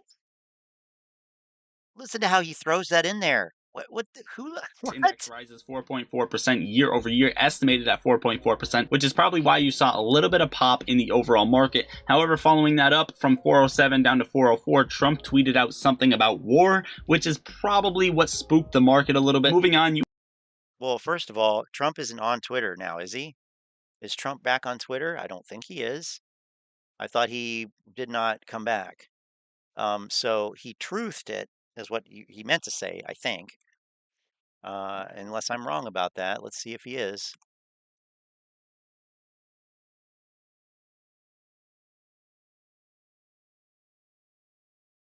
I mean, he does, his account is reactivated, but he has not tweeted since January 8th, 2021, when he said, "To all of those who have asked, I will not be going to the inauguration," which is fantastic. Good. So he didn't tweet it. He must have truthed it, but who are these? I'm not even going to say anything else. Wow. U.S. existing home sales dropped 17.8% in 2022, the most since the crash of 2008. And another ticker to keep on your radar is ticker symbol MULN. Oh, MULN. Says a short squeeze is highly probable. However, they need to have a catalyst over the next couple of weeks before that momentum dies down. What do you guys think? Are you in MULN and are you in it for a short squeeze play? We know that they just diluted the stock even more. However, MULN has been on our radar for quite a bit. Now, guys, here's a couple clips from the hashtag Occupy. All right, so that's where we stop because we'll look at that later, but MULN, I don't know. I think your better bet was, which one was that? I keep thinking it was the other one, but wasn't it this one? Rivian? Or was it what's the other one? Shoot, I always forget it. Oh well, anyway, it was one of those other EVs. Did a MOAS. I think it was this one, but I thought it was more than that. Lucid, LCID, that's right, that's right, that's right. There it is. There's your MOAS from $8.95 all the way up to basically 18, and then ending the day at 12.87 for a 43% increase. There's your MOAS. All right, and with that, I am going to take a break for a couple hours here, and we'll come back. We'll look at the Occupy SEC stuff. We'll look at the futures market opening, and we'll see if there's any new AMC propaganda that's come out, and we'll go for that. My Tesla kicked ass last week. Awesome, awesome, awesome.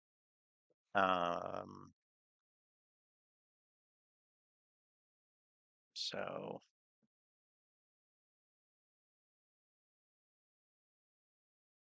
I think it's up something like, well, I guess we don't even have to speculate. It's up, you know, basically 60, I think it was 60, let's just call it 69%, you know, because that seems appropriate in this case. 69% since the beginning of the year. Is it sustainable? Will it last? That's the question. But hey, booking profits, taking profits, hell of a trade. Look at gold. For that matter, look at Bitcoin. Look at Ethereum. And we'll see with the futures what else we got. Well, nothing's really current, but